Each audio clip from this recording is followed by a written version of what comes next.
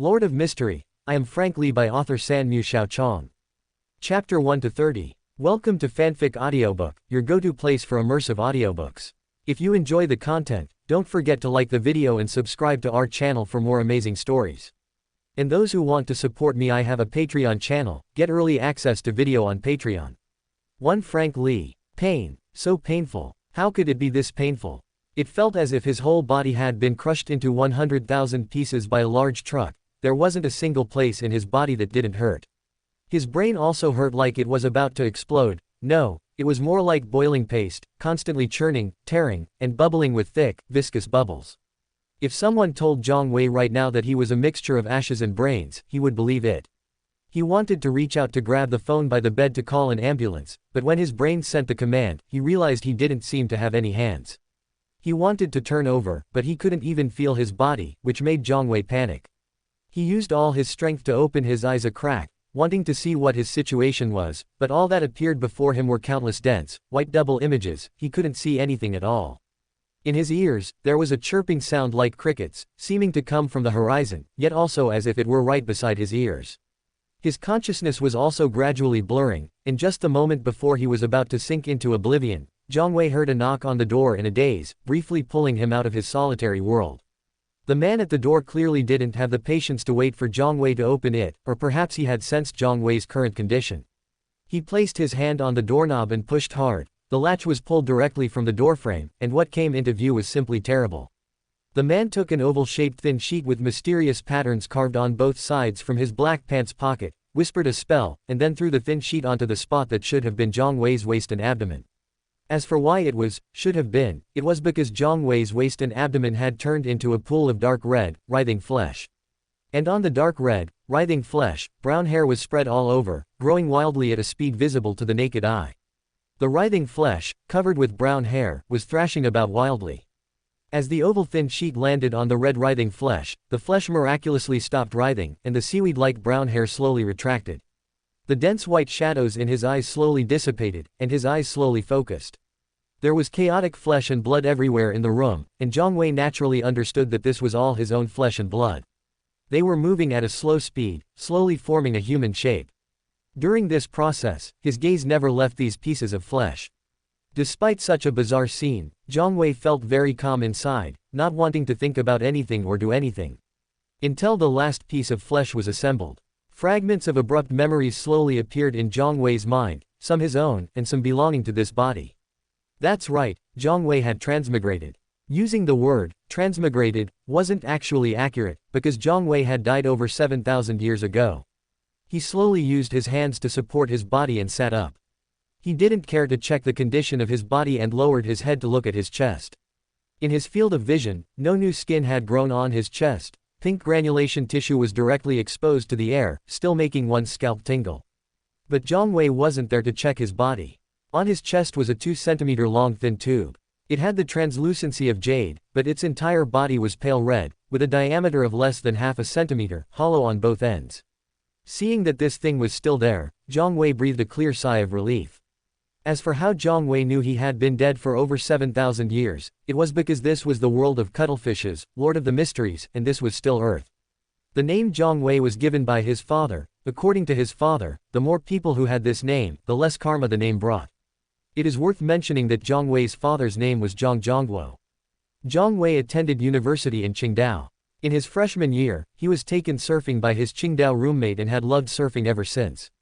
Unfortunately, during his university years, he spent most of his time in the dormitory taking online classes, with very few opportunities to leave campus. When he returned from his internship in June, he pushed the door open hard as usual and shouted, "Sons, Daddy is back," but what he saw was an empty dormitory. His roommates had long since gone their separate ways. The promised final drunken spree, the promised surfing together in the summer, had ultimately not been fulfilled. Alone, carrying his surfboard. When he realized the typhoon was coming, it was already too late. Amidst the wind and waves, the light before his eyes became less and less. Thinking of this, pain flashed in Zhang Wei's eyes. Dying of suffocation was truly despairing. Afterward, his body turned into a white shadow and entered a strange world.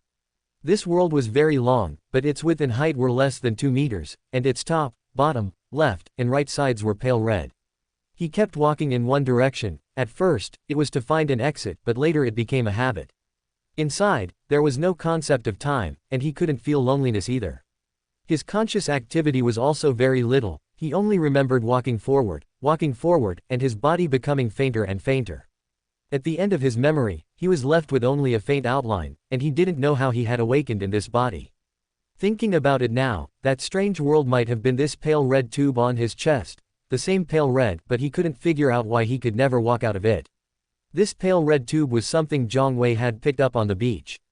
At the time, he was just curious about the material of the tube. Later, he discovered that it was hollow on both ends, yet he couldn't see the other side, all he ever saw was pitch black. Later, because it looked good, he used it as a necklace and hung it around his neck. Frank Li had also picked up a red thin tube on the beach, and he had also used it as a necklace and hung it around his neck. Actually, it was easy to understand, this pale red tube clearly wasn't simple. If one was afraid of losing it, hanging it up as a necklace was undoubtedly a good choice. Unfortunately, in such a transcendent world, Frank Li also hadn't figured out its usage. That's right, the owner of this body was the famous Mushroom King, the Frank Li who wanted to make people equal, who thought, what you can do, I can do.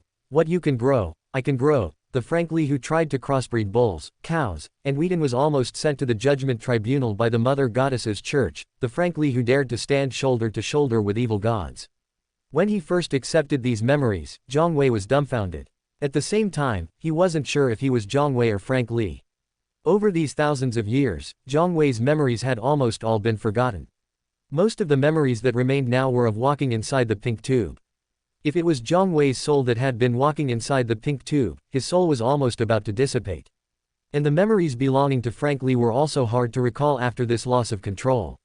In fact, if an ordinary person encountered such a severe loss of control as Frank Li's, they would likely have already turned into a monster.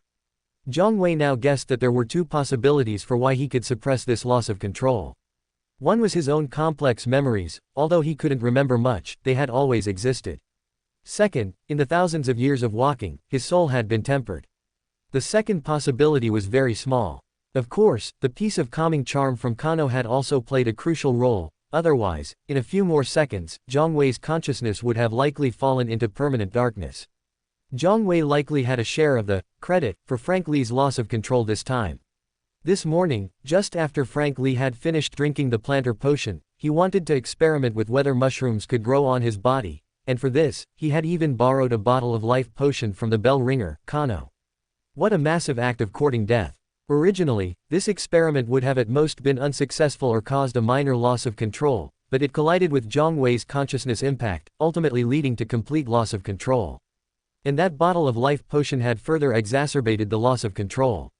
Furthermore, this wasn't really transmigrating into a book, this was a living, breathing world. This led to a question. How did Klein manage to release the events that happened to him as a novel thousands of years ago? Or was Klein actually Cuttlefish? That seemed unlikely. Cuttlefish had written other novels, so the most likely possibility was consciousness interference. And what was the purpose of doing this? The first thing Zhang Wei thought of was an anchor. After all, it wasn't so easy to resist the celestial worthy. And if that was the case, how much of the content in Lord of the Mysteries was true? First of all, in order to resist the celestial worthy, the name, celestial worthy, should be fake. Forget it, these things were too far from him right now. Looking at the pink thin tube that had kept him alive for 7,000 years, Zhang Wei didn't know why, but pink suddenly popped into his mind. Then I will call you Pink from now on. From now on, I am Frank Li. Let's deal with this mess first. Frank thought silently in his heart. 2. Kano. Although there seemed to be so many chaotic thoughts, only a moment had actually passed. At this moment, Kano was still standing at the doorway, observing Frank. Seeing that Frank had returned to normal, Kano let out a long sigh of relief. Just then, Frank withdrew his gaze from his chest and looked at the man standing in the doorway. His eyes were uneven in height, his nostrils were different sizes, his legs were noticeably different lengths, and one of his arms was very thick and muscular, while the other was extremely thin and weak. His entire person was extremely asymmetrical. The left side of his face was larger, with slightly sagging muscles, which caused the left corner of his mouth to droop, while the right side was the exact opposite. The whole face looked extremely strange and ugly. It was precisely this ugliness that made almost everyone in the Church of Mother Earth avoid Kano, yet Frank treated Kano as a true friend. Frank had previously liked the room of the bell ringer, Kano, which was right next to the great clock, high up, overlooking the entire Sevilla.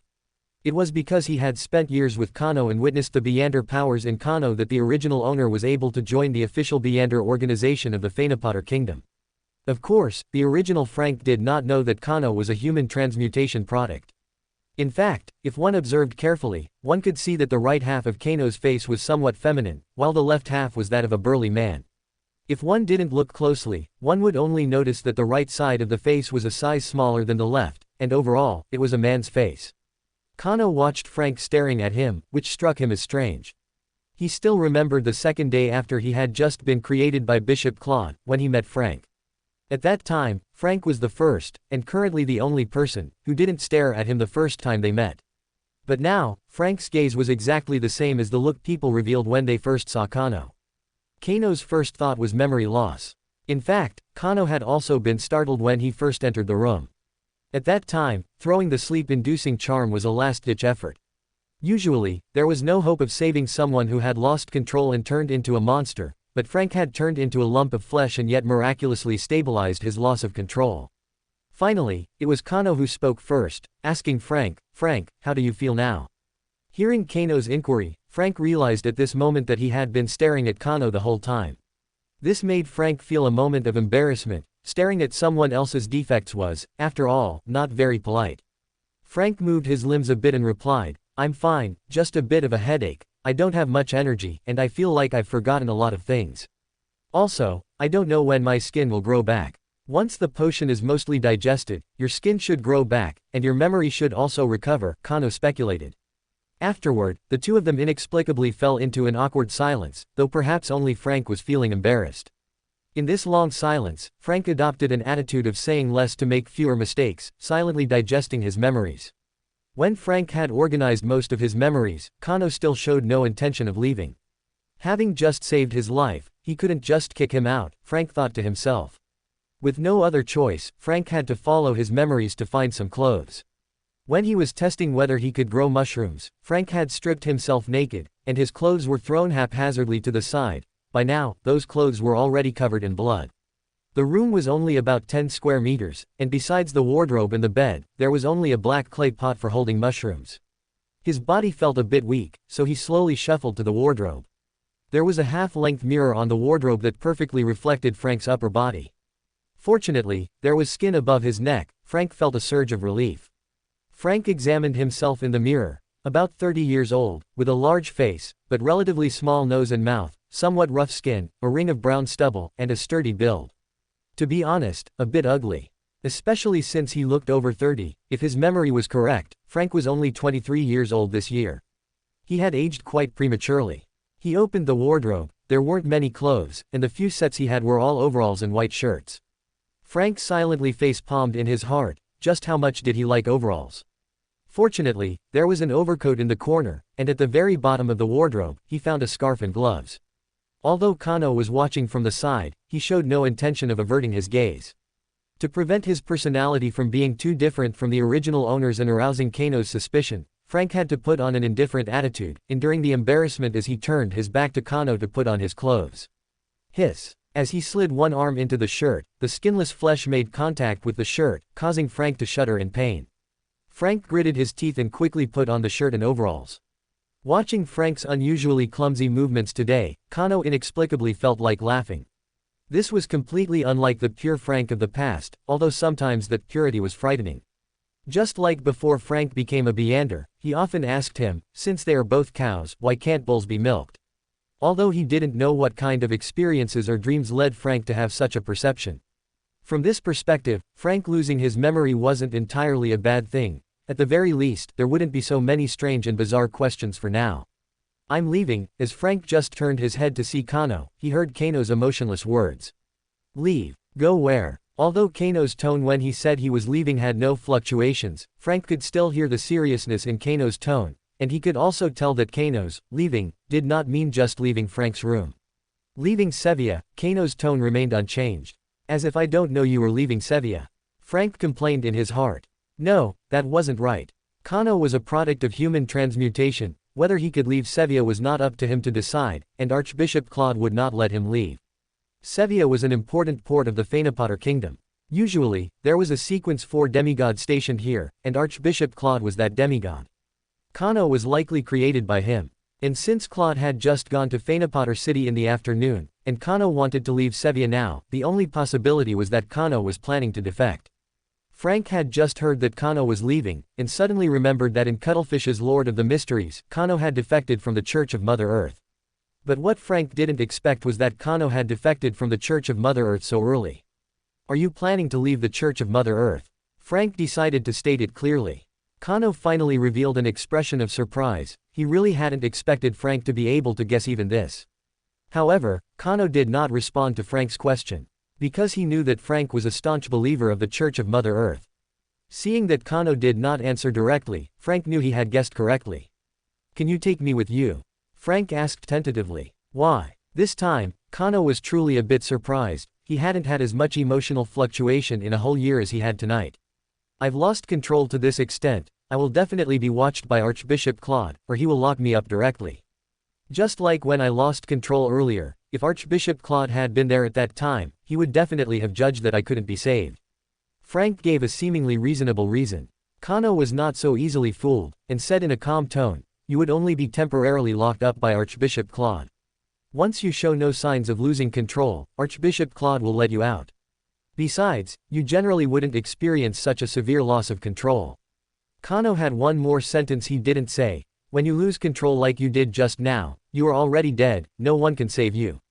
However, remembering the scene he saw when he first entered the room, Kano wisely chose not to say it. In the end, however, Kano still took Frank with him. Because just as Kano intended to leave alone, he saw the pink muscles on Frank's hand visibly starting to squirm, and the white shirt was instantly stained red. He could fully guess the extent of the loss of control beneath the shirt. He suspected that if Claude saw Frank, he would directly treat Frank as a monster and kill him. One had to know that in the Church of Mother Earth, the loss of control by gifted ones was taken far more seriously than in other churches. Moreover, Kano had always speculated about Claude with the greatest malice. In fact, Frank had an even greater reason to escape Sevilla.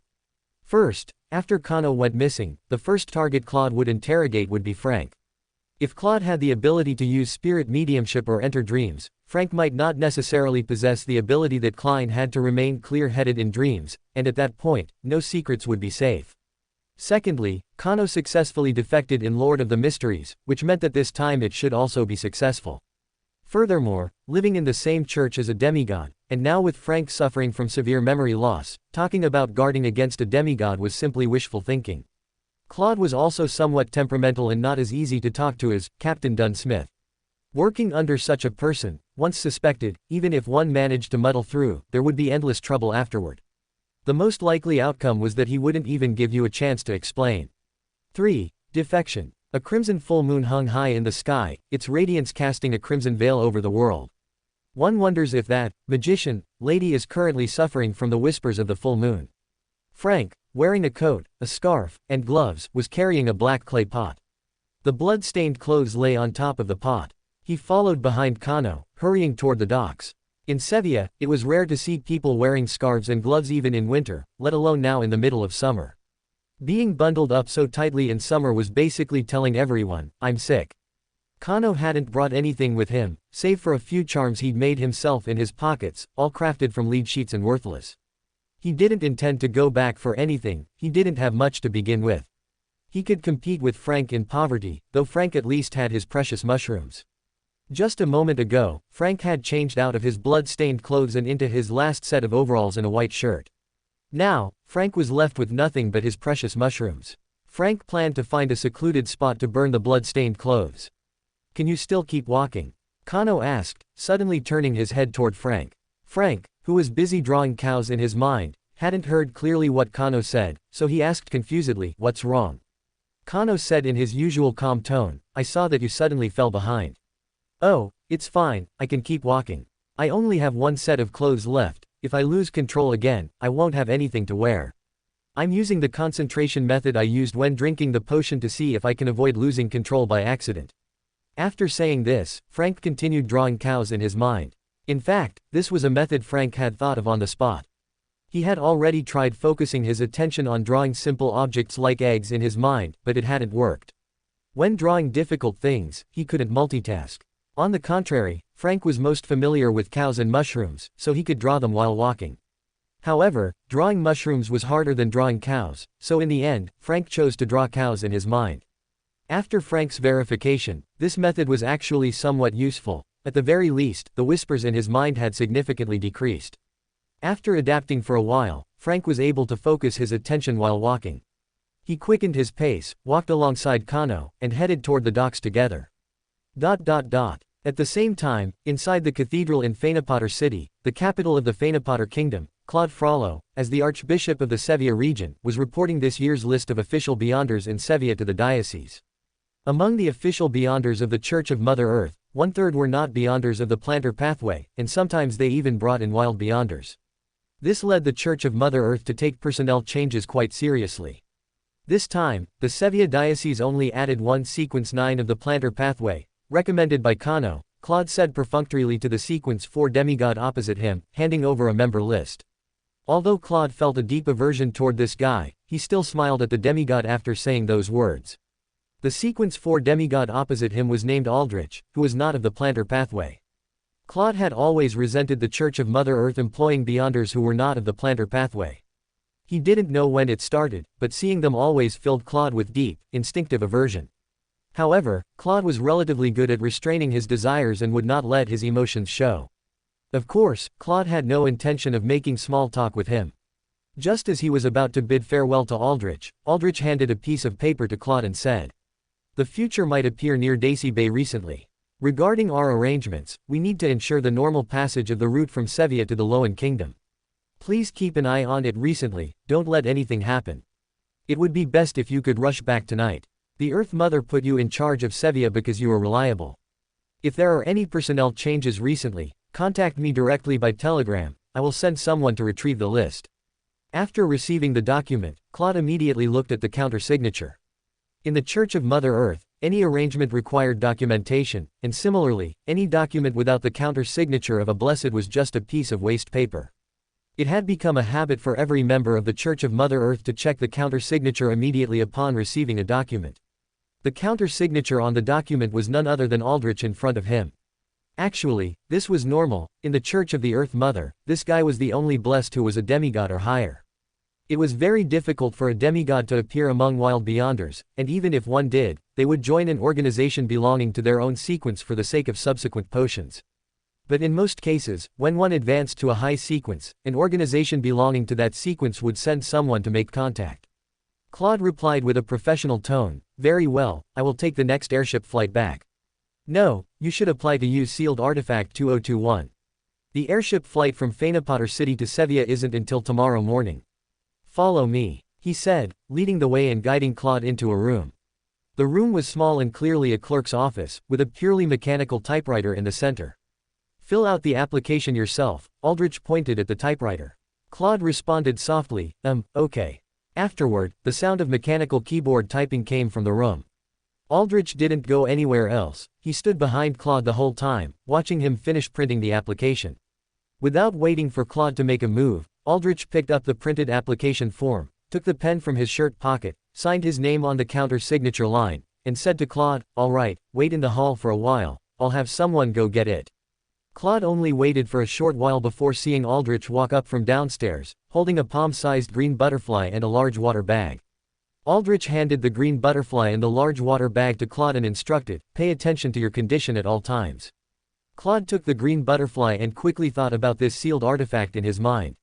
Sealed artifact 2021 was suspected to be crafted from the Beyonder characteristic of a sequence 6 wind blessed of the Tyrant pathway. It appeared as a palm-sized green butterfly and possessed short-range flight capabilities. Negative effect: the longer it is used, the more severe the body's dehydration becomes. If one does not drink water in time, one will eventually and unknowingly turn into a dried corpse. Of course, if you carry enough water, sealed artifact 2021 can be used for long-distance flight, but very few people do so. The longer sealed artifact 2021 is used, the amount of water required increases exponentially. Bidding farewell to Aldrich, Claude strapped on the large water bag, stirred up a gale, and immediately rushed toward Sevilla. Chapter 4, Complications. When Frank and Kano arrived at the docks, what they saw was a scene of intense, bustling activity. Sevilla is the largest port in the Fanfic kingdom. Even at night, there were still a large number of stevedores busy working. On the way, Frank learned that Kano had already found a contact, and someone would come to receive him, completely unlike Frank himself, who had just left on a whim. Kano's thoroughness made Frank feel much more at ease. But since just a moment ago, a faint sense of unease had begun to stir in Frank's heart, he couldn't shake the feeling that something bad had happened. Frank couldn't help but ask Kano, "Where is the person who is supposed to meet us? We were originally scheduled to leave port on a cargo ship at 11 o'clock, but it's already 1 o'clock in the morning now," Kano said, looking around the docks in an attempt to spot their contact. Hearing this, the sense of unease in Frank's heart grew stronger.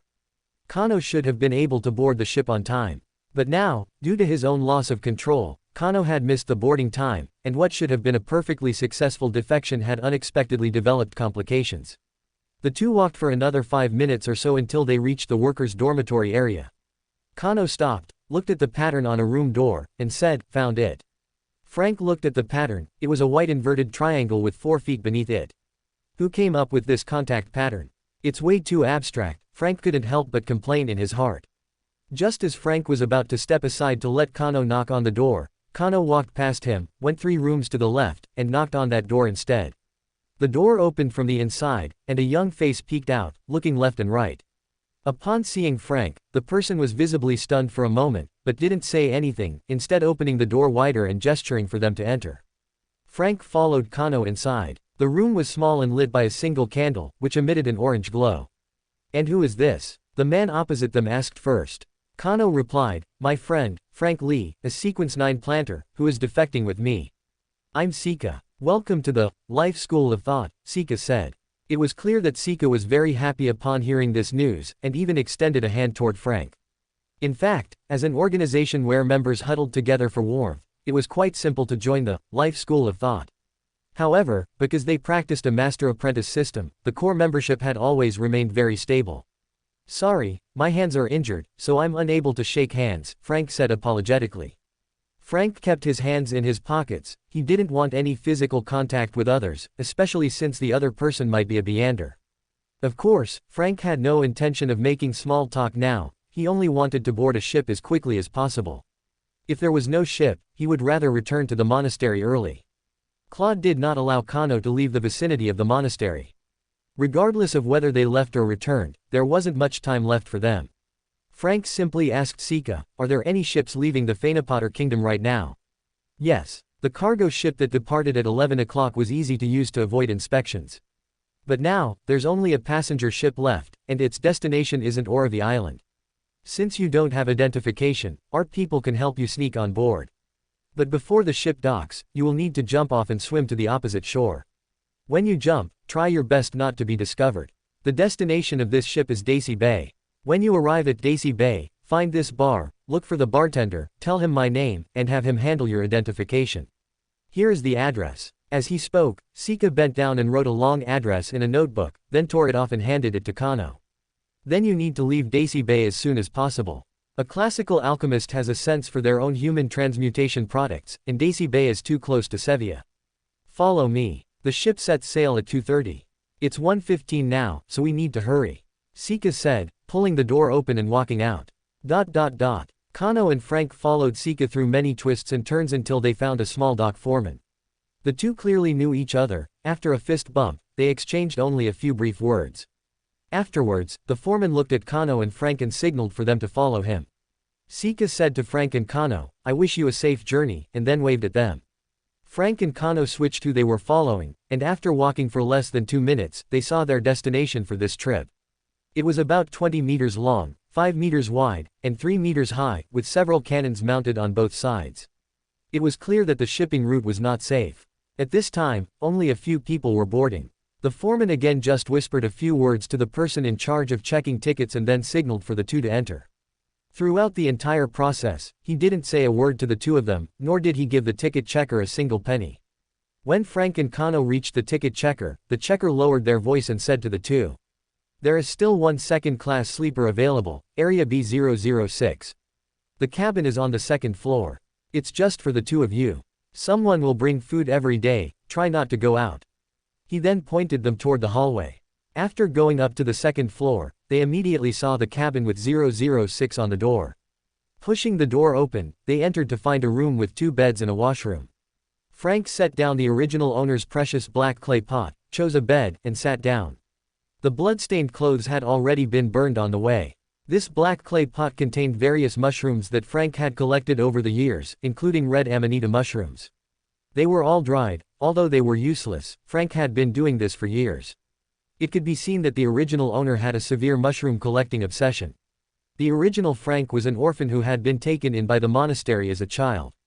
The monastery provided his food and lodging, but he had to work for the monastery, also without pay. He didn't have any material needs, nor did he have any desire to earn money.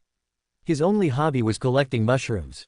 Now, the only thing he could bring was this pot of mushrooms. After putting down the black clay pot, Frank took off his coat and scarf, and at the same time took off his gloves. It was truly too hot. The journey here had been nothing short of torture for Frank. Not long after boarding, with a blast of the ship's whistle, the passenger ship slowly moved forward. However, Frank didn't feel relieved. Instead, the unease in his heart grew even stronger. Walking to the window, he watched the scenery along the coast slowly receding. Frank could only keep comforting himself, telling himself that this unease was just confusion about the future. Moreover, having boarded the ship, it was too late to turn back. When one's power is weak, one can only pray to be lucky enough. 1 hour later, Kano suddenly said, "I can sense Claude." From the moment he boarded the ship until now, Frank had been concentrating on drawing cows. Upon hearing Kano's words, he sat up abruptly. If you can sense him, he might have already sensed you, Frank thought to himself. At the same time, he also understood that the faint unease he had felt earlier had ultimately come true. Frank asked hopefully, "Do you think he's using an airship or a sealed artifact?" He hoped that Claude was using a sealed artifact, and one with a significant side effect, preferably one that caused him to get lost or brought bad luck. If he directly lost control and turned into a monster, that would be even more perfect. Of course, Frank was just imagining it. Claude wasn't an idiot. Before drinking the potion, Frank had spent a month learning common knowledge. He understood that the plantar pathway sequence 4 did not possess flight capabilities. If Claude wanted to chase them, he could only use these 2 methods. Even in this situation, Kano's tone remained completely flat. Sevilla has no flight-capable sealed artifacts, and Claude himself has no mystical item that can fly. Kano continued, "I shouldn't have brought you along." Frank stared at Kano. Up until now, Frank had finally truly realized Kano's selflessness toward his friends. Even though it was his own fault that had delayed Kano's defection, Kano was now blaming himself for bringing danger to a friend. He didn't know how such a kind and selfless human transmutation product could have come from the hands of the hypocritical Claude. Why must you defect? Frank didn't argue with Kano about who was right or wrong. Instead, he asked Kano an unrelated question. Kano didn't seem like the type who would defect at all, and Frank was very curious about this question. "I am Claude's human transmutation product, you should know that, right?" Kano asked Frank in return. Frank really wanted to shake his head, but in the end, he nodded. The original owner didn't know, but he did, and there was no need to lie about such things. Seeing Frank nod, Kano continued, "In order to improve his human transmutation, Claude has been secretly using newborn infants for experiments. According to Claude, I am the least successful one, and at the same time, the most successful one. I want to know why he says that." "Have you asked him?" Frank asked. Kano replied calmly, "I have. He won't tell me, and he dislikes me very much, so he doesn't let me see him." Frank asked again, "If he catches you this time, will he kill you?" Frank had always thought that Kano was an unsuccessful human transmutation product, which was why Claude didn't like him. Now it seemed that was likely not the case. "Probably," Kano replied. "I actually have no use to him at all." This was completely beyond Frank's expectations. "And here I was counting on you to plead with Claude for mercy," Frank thought silently to himself. 5. The future. Under the crimson moonlight, the passenger ship seemed to be draped in a kasaya, treading the waves, carrying sleeping passengers as it forged ahead, unhurried and calm. The last time Frank and Kano had spoken was an hour ago. During that hour, Frank had been staring quietly out the window. He did not know where his fate would lead him next. Even though his fate was completely out of his control, he had no complaints. These few hours of life were not his to begin with, so how could he dare to complain about heaven or blame others? Besides, perhaps he could return to the pink capillary after he died. At the very least, he still had hope. The only one he felt sorry for now was Kano. He should have been able to successfully defect, but Frank was powerless to help. He had already resigned himself to his fate. Thinking these thoughts, Frank actually lay down on the bed. It was unclear if Frank was just thick-skinned, if the whispers in his brain had a hypnotic effect, or if drawing cows and counting sheep in his mind had the same result, but with the rocking of the passenger ship, Frank drifted into a daze, nearly falling asleep. "Pirates are here! Pirates are here!" Suddenly, chaotic cries rang out from outside. Frank looked out the window and happened to see the full view of the pirate ship opposite them. It was a massive sailing ship, much larger than the passenger ship Frank was currently on. Its flag featured an eye surrounded by 10 stars, and the eye had no eyelashes. At this moment, a sailor's shout came from outside, "Everyone, do not panic. It is the Stars pirate group. They generally do not kill people. Also, do not bother hiding your money, just hand it over to them."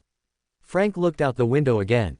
The two ships had begun to sail in parallel. It seemed the passenger ship had no intention of resisting. A group of people jumped down from the pirate ship. Leading them was a woman wearing a pair of glasses and a black classical robe, which was decorated with eyes without eyelashes. However, she did not jump onto the passenger ship.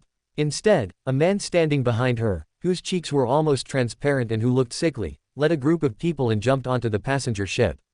Admiral of Stars, Katlia. Fate was truly wonderful, he had encountered her on the very first day. Frank silently withdrew his gaze. After waiting for a while, the door was kicked open from the outside, and two people, one tall and one short, walked in. Both of them were holding pistols, pointing them at Frank and Kano respectively. The short one threatened the two of them, "Hand over your money and valuables. We only want 40%. You'd better not hide anything, if you get caught, you're dead. If you don't want to be fed to the fish, behave and cooperate." Looking at these two, Frank joked, "How about I share half of this jar of mushrooms with you?" As he kicked the black ceramic jar at his feet. Frank knew these two were not Beyonders. They only had guns in their hands, which could cause harm to Frank, but Kano would prevent them from being able to fire. "Be serious," the short one pointing his gun at Frank said, noticeably raising his gun slightly, and signaled for the tall man to take the black ceramic jar at Frank's feet. The short one hadn't seen any other luggage in the room. He clearly did not believe that the only black ceramic jar in the room would contain mushrooms. The tall one stopped pointing his gun at Kano, went directly to Frank's feet, took the black ceramic jar, opened the lid, and peered inside. Although only a single candle was lit in the room, the tall man could still see clearly inside the jar. Unwilling to give up, he even reached inside to rummage around, but from top to bottom, all the jar contained were various mushrooms. Seeing how earnestly the tall man was rummaging, and that he hadn't thought to break the jar, Frank couldn't just watch anymore. He said to them, half seriously and half jokingly, "There's really nothing hidden inside. We don't have any money either, just this jar of mushrooms. If you want it, I can share half with you." Frank was not like the original owner, he had no mushroom collecting obsession. Claude would be hunting them down soon. If they liked mushrooms, he could give them all to them. But the short one pointing the gun at Frank clearly did not believe that someone who could afford to stay in a second-class cabin would have no money. The short one muttered, "Who cares about your stinking mushrooms?" Seeing that Frank had kept his hands in his pockets the whole time, he signaled for the tall one to go over and search him. The tall one intended to pull Frank's hands out of his pockets, but despite using all his strength, he could not move them even a fraction. So he quickly walked over to his short, gun-wielding companion and said, somewhat anxiously, "He seems to be a Beyonder. We need to go find the boss." Upon hearing this, the short one holding the gun's hand visibly trembled. Then, pretending to be calm, he said, "Forget the money, let's go." He even thoughtfully closed the door. After the two men left, Frank immediately took his hands out of his pockets and rolled up his sleeves to look at his arms. Fortunately, they were still the same as before, pink membranes, with no skin grown over them, and no bruising. Don't be fooled by Frank's calmness just now. The burly man gripping his arm tightly and pulling at his flesh without skin was truly painful. The other party could be considered sensible. Finding they couldn't move him, they decisively ran away. Otherwise, Frank really would have used him to vent his emotions. Not complaining about heaven or blaming others did not mean he had no emotions. From the moment he woke up, he had been in a life or death crisis. Furthermore, having suffered torture the whole way, the dual blow to his mind and body left Frank with a fire burning inside. But only a moment later, knock, knock, knock, the door was knocked on again. "Do you really want to die?" Frank thought furiously, intending to teach the two a lesson. However, after seeing who it was, his furrowed brows slowly relaxed. Because they really couldn't beat the person who had come. Heath Doyle had heard from his subordinate sailor that there was a Beander on the ship, so he had rushed over. After knocking on the door, Heath Doyle opened it and walked in. The first things that met his eyes were two ugly fellows. It should be noted that he himself had an uncoordinated, high-bridged nose, which looked quite strange, and due to accidentally consuming a potion, the skin on his cheeks was nearly transparent. But these two men, one was extremely asymmetrical, extremely uncoordinated, and ugly to the point of being deformed. The other looked normal, but his face was so large while his nose and mouth were very small, and his hair was extremely thick. Moreover, this hairy man in his 30s did not look normal. In the darkness, the sailors on the ship might not have been able to see clearly, but he saw at a glance that, except for his face, the man's exposed skin lacked any skin. To see more clearly, Heath Doyle activated his spirit vision. Under spirit vision, the other party's spirit body was almost chaotically jumbled together. He hadn't lost control even with this. Heath Doyle was surprised. Heath Doyle turned his gaze to the other man, but what he saw surprised him just as much.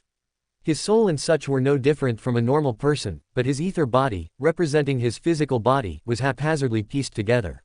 He had not had the Rose Bishop potion sprinkled on his skin for long, and he did not understand what this represented. But Heath Doyle could tell that both men likely belonged to a low sequence. He intended to let the captain take a look, and furthermore, this hairy man losing control on the ship would be a significant problem. Heath Doyle said to Frank, "You are likely about to lose control. I will take you to let our captain take a look and see if she has a way to solve it." He had survived losing control himself, so he understood the pain well and wanted to help Frank. "You come along as well," Heath Doyle said, turning his head to Kano. As soon as Heath Doyle entered the room, Frank recognized this guy, the second mate of the future from Lord of the Mysteries.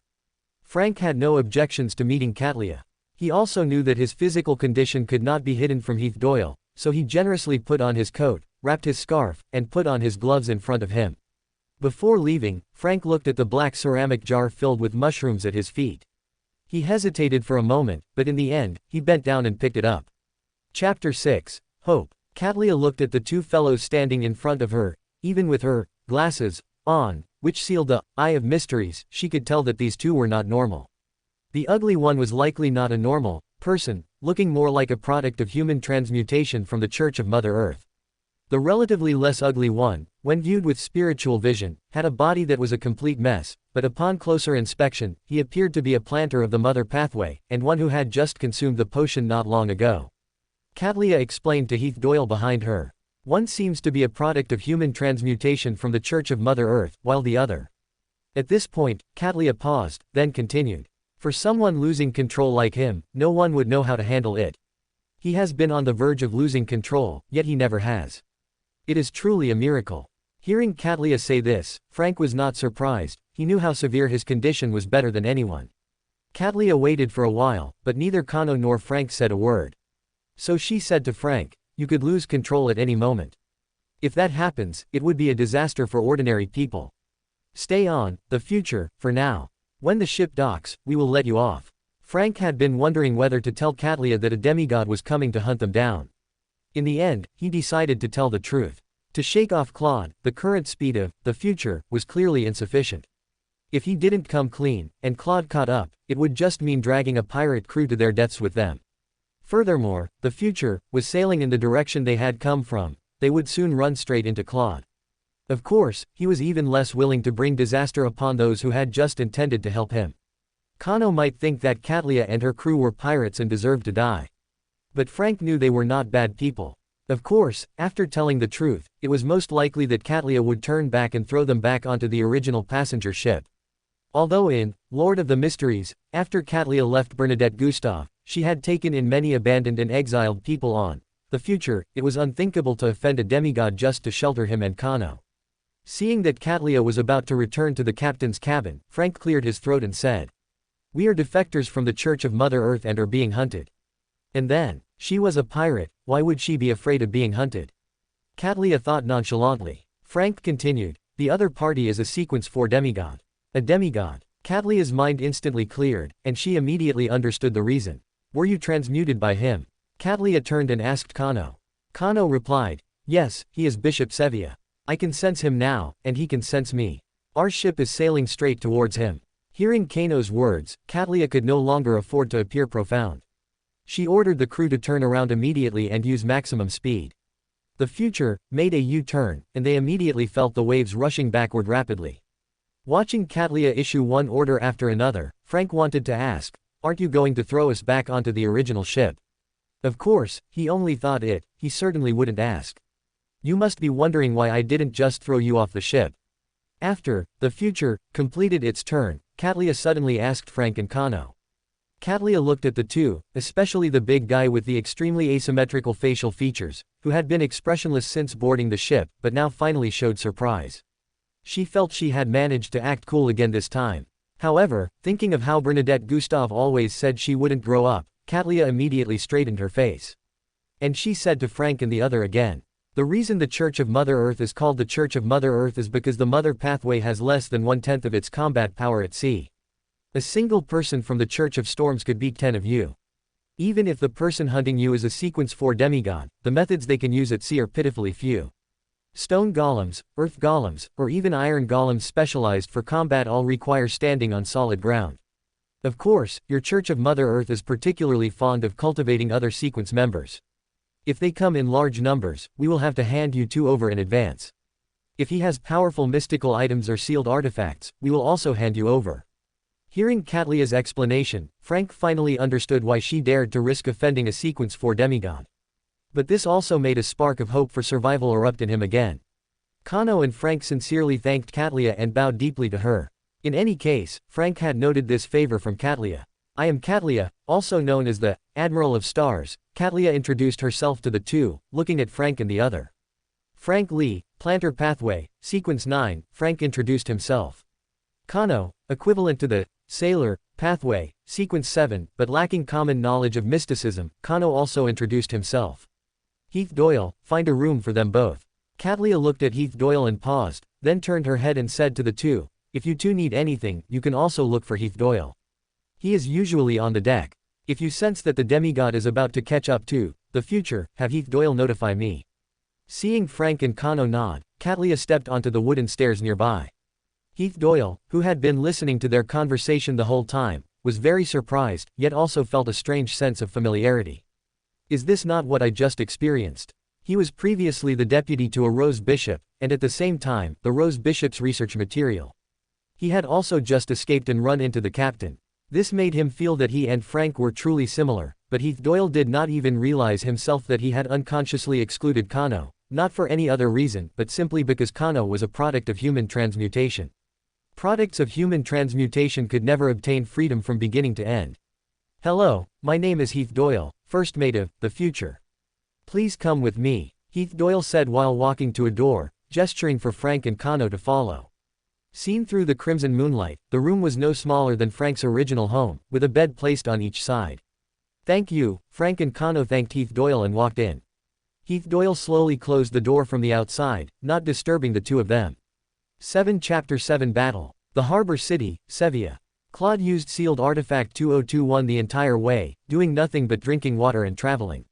The stamina of a demigod ensured he didn't feel tired at all, and along the way, he kept a close watch on his condition, drinking sufficient water at every stop.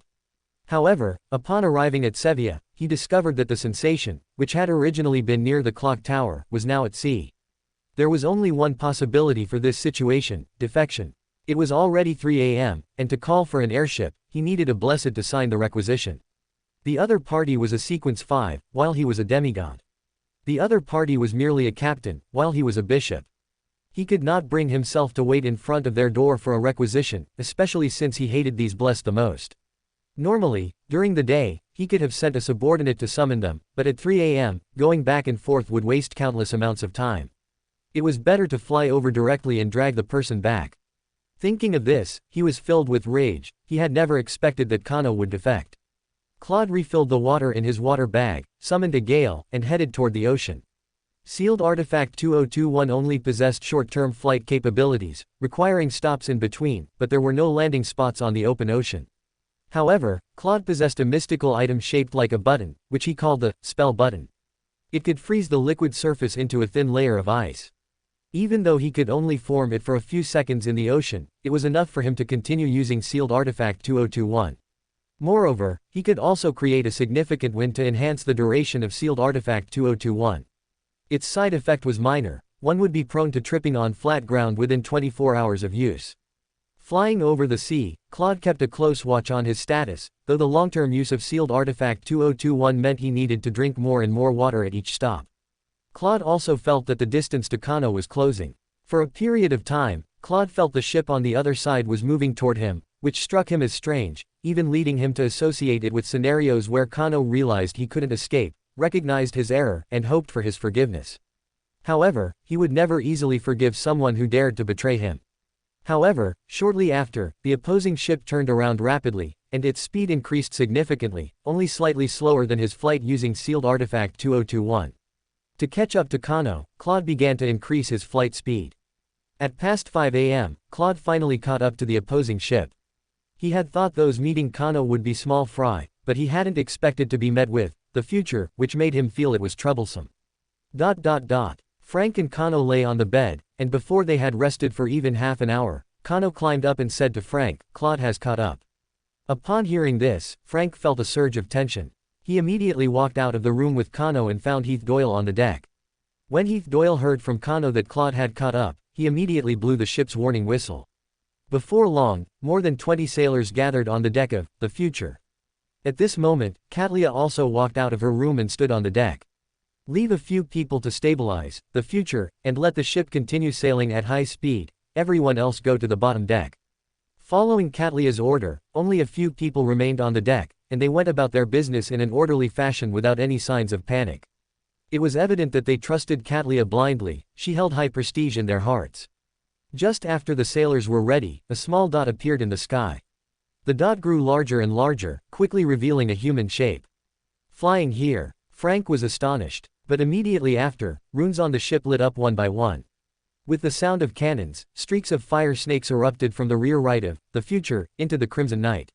The figure dodged left and right, looking quite disheveled, but not a single cannonball actually hit the intruder. The figure drew closer, and Frank could already clearly see Claude's square face. Runes lit up one by one again, and the dense sound of cannons rang out once more. Frank saw clearly this time. Whenever a cannonball was about to hit Claude, he could always dodge a step early. It looked dangerous, but in reality, the effect was limited. After 2 rounds of cannon fire, Claude was less than 100 meters away from the Future. At this moment, Katlia's body was rapidly covered with twinkling starlight, and in the next instant, this starlight wrapped around the entire the Future, at a speed invisible to the naked eye. Frank felt a sense of weightlessness. The Future had used the starlight leap to once again widen the distance from Claude. At this time, the third round of cannon fire rang out, and the figure dodged left and right again. When Frank saw Claude's square face again, the smile that had always hung on the other party's face was gone, replaced by a dark, gloomy expression. Katlia's body was again covered with starlight, and she chanted a spell. Radiant starlight descended upon Claude, one beam after another. Claude immediately turned into a giant amber and fell toward the sea. At this moment, the 4th round of cannon fire was launched. However, before the cannon fire arrived and before he fell into the sea, Claude successfully broke free from the giant amber that imprisoned him. Claude still wanted to continue approaching the Future, but Katlia repeated her trick, using Starlight Leap, to pull away from Claude. Katlia also understood that she could not let Claude board the Future, or else, with the powerful physique of the plantar pathway, the Future would fall apart after being struck a few times. Claude also understood that his ability to fly was ultimately temporary and he couldn't outlast Katlia, so Theaspell button created a strong wind, sending vine seeds onto the Future. The Future quickly became lush with spring, and vines coiled toward everyone. Katlia's body was again covered with radiant starlight. The entire the Future lit up again, and runes lit up one by one. Under the effect of the starlight and the ship's own runes, the growth of the vines was immediately curbed. The golden brooch on Katlia's robe lit up slightly, and a colorless flame appeared on her finger. She bent her finger and flicked it lightly. The flame on her finger followed the momentum and landed on the vines. The vines were instantly ignited, silently turning into ash. The silent flame spread rapidly, soon burning all the vines on the deck to nothing, while Frank, the sailors, and the others remained unharmed. In the sea, the means Claude could employ were truly limited. Seeing the vines he created burned to ash, he ultimately gave up on chasing the Future. The water in his water bag was insufficient to support him in continuing the pursuit. In this battle, he felt very stifled, and the illusory whispers in his ears gradually became a bit more real. Chapter 8. Departure. The morning sun rose slowly, casting long shadows of the three people on the deck. Heath Doyle faced the rising sun and tried to persuade Frank and his companion. Are you really not planning on staying? The captain is a good person. If you stay, you won't have to worry about being wanted by the Church of Mother Earth anymore. No, thank you for the invitation. Frank paused for a moment before continuing. Kano needs to find answers to some questions and will temporarily join the Life School of Thought. I am a Sequence 9 planter of the Mother Pathway, and I plan to find a farm first to digest my potion. However, our original destination was Ora the Island. If nothing unexpected happens, we will still be staying there for quite some time. Heath Doyle's smile faded as he said, all right, since you already have a destination, I won't press you to stay. I wish you both success in everything you do. Heath Doyle was clearly a bit unhappy. Having just been taken in by Katlia, he worshipped her immensely. Katlia had just saved their lives and had even offered to let them stay, yet the two insisted on leaving. This caused his budding sense of camaraderie with Frank to vanish instantly. Frank could only offer a bitter smile in response to Heath Doyle's unhappiness. He was very grateful for Katlia's life-saving grace, but his own impending loss of control needed to be resolved urgently. In the captain's cabin, Katlia listened to Heath Doyle's indignant remarks. Heath Doyle was usually not good with words, and seeing him stand up for her gave Katlia a sense of gratification, like an old mother seeing a filial son. Katlia cleared her throat and said to Heath Doyle, I didn't save them expecting a reward, and I didn't take you in for that reason either. Everyone has their own ambitions. If they have a better place to go, I am actually happier for them. If you ever have a better place to go in the future, you can also leave the future. Hearing the first part of what Katlia said, Heath Doyle was still marveling at her selflessness. But when Katlia mentioned him, Heath Doyle immediately emphasized, I will not leave the future. All right, I understand. Katlia clearly did not want to discuss the issue of leaving or staying with Heath Doyle and continued. Tell Frank and his companion that the future will pass by the coast of Dalsea County in the Loan Kingdom. However, because the Church of Storms has a demigod there, the future will not dock. They will need to row a small boat to land. For the next 2 days, the future sailed steadily. They encountered a few passenger and merchant ships, but the future did not rob them again. According to what they said, as long as they had enough money for drinks, it was fine. They lacked the professional spirit of pirates. During the day, they would lie on the deck basking in the sun, and at night, they would carry on until late, unwilling to sleep. Over these 2 days, Frank had thought about planting something, but the future did not have any seeds. All the seeds had sprouted during the battle with Claude 2 days prior and had been burned to ashes by Katlia's transparent flames. He had been in a state of idleness for these 2 days. Heath Doyle, who had ignored Frank for 2 days, suddenly walked up to him and handed him 2 pieces of light yellow cardstock. Frank opened them and discovered they were 2 forms of identification. If not for the fact that he was facing a loss of control, he would really want to stay. Katlia was truly so considerate. I must repay this tenfold in the future, Frank secretly swore to himself. Heath Doyle continued, this is identification the captain had someone arrange for you. It's best to use this new identity while out there. The Church of the Earth Mother should have already issued a warrant for your arrest. Emperor Russell Gustav once said, whatever passes by will leave a trace. Using a new identity can avoid a lot of trouble. Once you have shaken off the Church of Mother Earth, you can use your real names again. Frank looked at the name on his new identification. Mongnikda, which was quite similar to the name Frank Lee. Please thank the captain for me. Frank felt a bit embarrassed, as he didn't know how many times he had said this to Heath Doyle.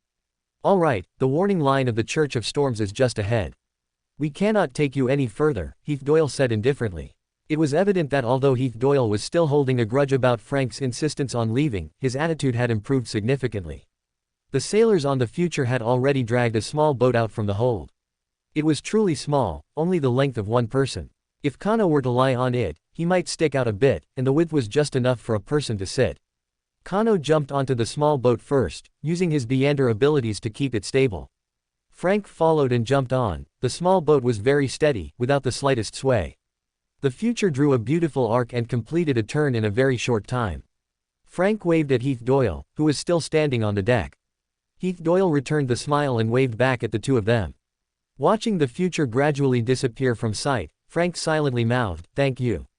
Under Kano's control, the small boat sailed steadily on the azure sea, and soon, the coastline came into view. They saw fishing boats one after another, some were single-person vessels, others were large boats sailing in groups. Living off the mountains, one relies on the mountains, living off the water, one relies on the water.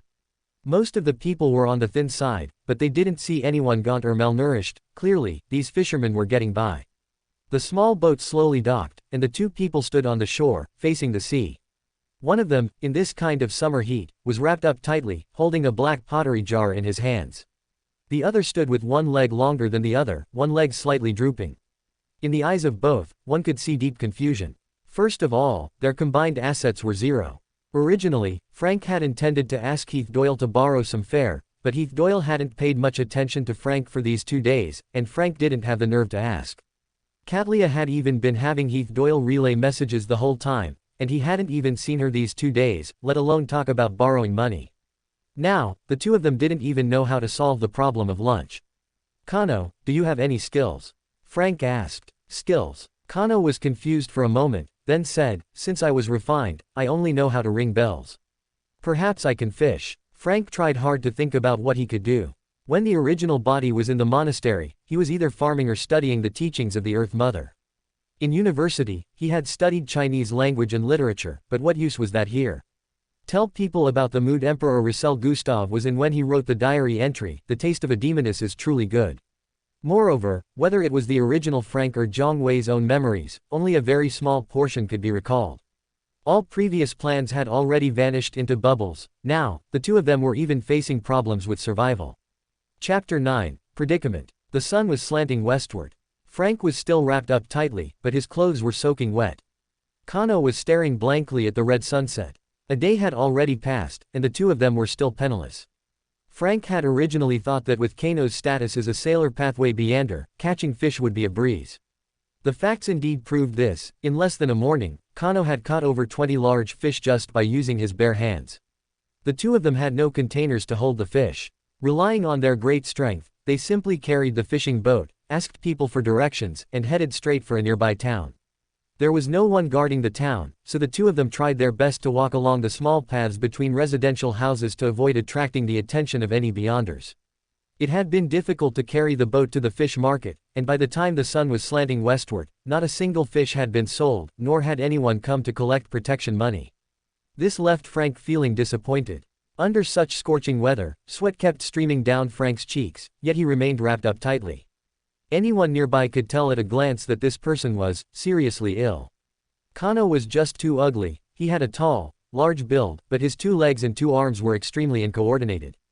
To make matters worse, he kept a straight face, though, of course, he might have been even more terrifying if he smiled.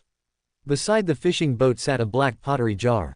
With such a combination, not to mention using a fishing boat to hold the fish, what blind person would come to buy their fish? Moreover, in a town like this, the demand for fish was not very high to begin with. There were only a few women scattered nearby selling fish, and they looked at the two of them with wary eyes. Frank only wanted to ask the nearby women, where do the fishermen who fish together sell their catch? But the moment he took a step toward one of the women, she acted like a frightened bird, immediately picking up her bucket and running away. Frank was left dumbfounded. Just like that, the fish in the boat went from lively and jumping around at the beginning to dead fish at the end, and the two of them hadn't managed to sell a single one.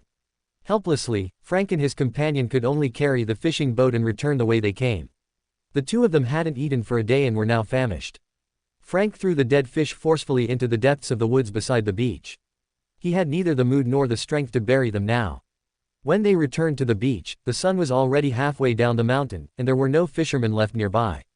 When they prepared to grill the fish, they realized they had no fire. As two rookies with absolutely no experience living outdoors, they were slapped hard by reality. They hadn't even prepared a box of matches. Frank and his companion looked expectantly at the distant sea, hoping to see a returning fishing boat. Someone on the boat should have a light. Matches had appeared over 100 years ago, and there were many people who smoked now. At the same time, they could incidentally ask where they sold their fish. Frank suspected that some people specialized in selling fish to the inland areas, otherwise, there wouldn't be large fishing boats catching fish. Furthermore, like that morning, even if they could sell the fish, the two of them would be exposed to the eyes of many people. Although this was the Loan Kingdom, it was still not far from Sevilla. Some Beander might have already seen their wanted posters. Their recognition factor was simply too high. they could be identified at a glance. The bounty on their heads was bound to be high, yet they lacked the corresponding abilities. In the morning, they were in a rush to make money and just carried the small boat to sell fish. Although they tried their best to hide along the way, they had actually taken a significant risk. As long as they could save enough travel money, whether they took a train to the Loan interior or a ship to get far away from Sevilla, they wouldn't have to be so cautious like this. Frank recalled his issue with loss of control. Could digesting the plantar pathway potion really solve the loss of control? He still needed to focus his attention from time to time to draw cows in his mind. However, it was no longer like in the beginning, where he needed to concentrate constantly. This was not because his loss of control was easing, but because after a few days of exploration, he had become more familiar with his own flesh and blood, and he could vaguely sense it when he was about to lose control. As long as he concentrated before losing control, he could make his body regain control over his own flesh. At noon, while he was selling fish, he picked up a melon seed on the road and could feel the life within it. But when he had just finished throwing the fish and planted it in the woods, he clearly felt that the plantar pathway potion had slightly digested, but his clothes were instantly stained red with blood again. With no clothes to wear, he could only go into the sea to wash his clothes. He now suspected that before digesting the potion, he had to first digest the mental imprint left in this body by the original owner. He guessed that his way of possessing was completely different from Zhou Mingrui's. His was entirely a forceful occupation, plundering everything from the other person, while also having to bear everything of the other person. The other person's body, the other person's personality, and even that dream of wanting to make people equal. What you can do, I can also do. What you can grow, I can also grow. Of course, people are not immutable, and dreams can change. But for a pure person like the original owner, the dream would only grow larger and harder to change. In the process of realizing the dream, making the cows that the original Frank liked grow out of the ground like wheat was perhaps something that had to be done. Fortunately, I have already defected from the Church of Mother Earth, so I don't have to worry about being sent to the judgment tribunal by the Church of Mother Earth. Frank suddenly felt a wave of relief. Perhaps this was finding happiness in pain. Before, I doubted whether I was Zhongwei or Frank. Now I can almost be certain that I am Zhongwei, but I must become Frank. As for whether it is role-playing Frank or directly becoming Frank, the former should be the correct path, role-playing Frank but not becoming Frank. But actually, the thing one needs to worry about the least is becoming Frank. If one were role-playing someone else, under various bonds, imitating the other person with all one's heart, thinking entirely for the people the other person cared about, and wholeheartedly realizing the other person's dream, after a long time, one might not even be able to tell if they were just role-playing or had truly become that person. But role-playing Frank, there was absolutely no such worry. First, Frank was an orphan with no bonds of kinship, and his only friend was Kano, who by now had already been accepted by Zhongwei. Secondly, Frank's dream was very difficult to empathize with.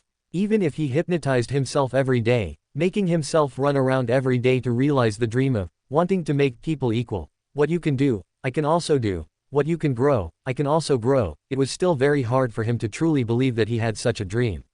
In other words, role-playing Frank requires no worry about becoming Frank. The difficulty is in how to role-play Frank. His dream is also very hard to realize, and loss of control might be permanent, Frank concluded with conviction in his heart. Yet this conclusion, stated with such conviction, was slapped hard in the face in the end. Zhongwei ultimately became Frank. Of course, for the current Zhongwei, even the idea of role-playing was just a sudden flash of inspiration, which would require slow experimentation in the future. Chapter 10. Digestion. The sky had gradually darkened, and the returning fishing boat that Frank had been expecting finally appeared in his line of sight. By this time, the last trace of the sun's afterglow had vanished from the horizon, and the sky had turned dim and yellow. The boat on the opposite side slowly docked. There were 5 men on board, led by a man whose hair was already half gray. He looked to be over 50, though given the exposure to wind and sun that fishermen endure, his actual age might be even greater. Frank and Kano slowly walked forward and asked, "Do you have any matches? Could we borrow a light?" However, the gray-haired man didn't answer Frank's question. Instead, he carefully scrutinized Kano and Frank, then said to the two of them with a smile, "Why are you two so ugly? What's with pointing out people's flaws right off the bat? Is there something wrong with him?" If Frank were a hot-tempered brother from the Church of Storms, he would have gone up and smashed his head in. But Frank was quite annoyed now. Although he had no intention of starting a fight, he immediately retorted, "You should be dying soon. After you die, being chopped up for compost will surely make for a good wheat harvest." The old man on the other side wanted to retort, but he was held back by the others nearby, who apologized to Frank and Kano, saying, "Sorry, you two. Don't blame him. He's been fishing his whole life and has had a foul mouth for just as long. He's gotten into countless fights because of it. But he really is strong. Don't let the fact that he's an old man fool you, he can still take on all four of us without any issues. He's also an expert at fishing. The reason we dare to come back so late is that no matter how big the waves are, he can always stand steadily on the boat." Frank, faced with the other party's implicit threat of force, had no time to pay attention to it. Just a moment ago, after he had said, "You should be dying soon. After you die, being chopped up for compost will surely make for a good wheat harvest," the murmurs in his ears had significantly lessened. This couldn't help but make him think. Is acting as Frank useful? Could it be that the original Frank liked to use foul language? But according to the original body's memories, the original Frank didn't have such a hobby. No, that's not right. The original Frank probably genuinely believed that the old man should be used for compost after death. Perhaps he had always had a question: why aren't people chopped up for compost after death, instead of being cremated or buried? Perhaps he considered cremation or burial to be a huge waste. At this moment, Frank truly felt the original body's unique perceptions and thoughts. Seeing that Kano and Frank were silent, one not speaking, the other lost in thought, the old man felt a pang of guilt. He apologized to the two of them, saying, "My apologies. This old man often regrets the things he says, but sometimes I just can't control myself. I'm prone to being impulsive and can't keep my mouth shut." The old man continued, "We have fire," and pointed to a young man, saying, "David, get these two some matches." Frank also snapped out of his thoughts, took the matches, and didn't hold a grudge against the old man. At the same time, he suspected whether the old man was a Beander. For the old man to be at this age and still be able to take on 4 young men by himself was clearly abnormal. Based on their description, the old man seemed like a Sequence 9 sailor of the Tyrant Pathway, possessing great strength and an extraordinary sense of balance. Kano happened to have the characteristics of the Sailor Pathway and could sense those of the same low Sequence Pathway. Frank looked at Kano. When Kano turned his head to look at Frank, Frank pointed his finger at the old man, then pointed at the town's church. Kano said, "He probably hasn't consumed a potion. He's half a Sequence 9.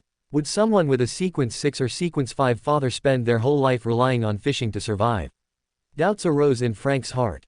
However, since the old man was already so old and still hadn't become a Beander, he surely didn't know his father was one. At the same time, the old man's personality was likely influenced by the potion. Plus, among ordinary people, no one could beat him, which had fostered his foul-mouthed habit. Frank watched as the 2 young men carried the fish ashore in pairs, while the old man carried a huge iron bucket all by himself. The fish in the bucket moved occasionally, and the water holding them was ice water. When they had finished transporting all the fish ashore, Frank asked, "You catch so many fish, where do you usually sell them?"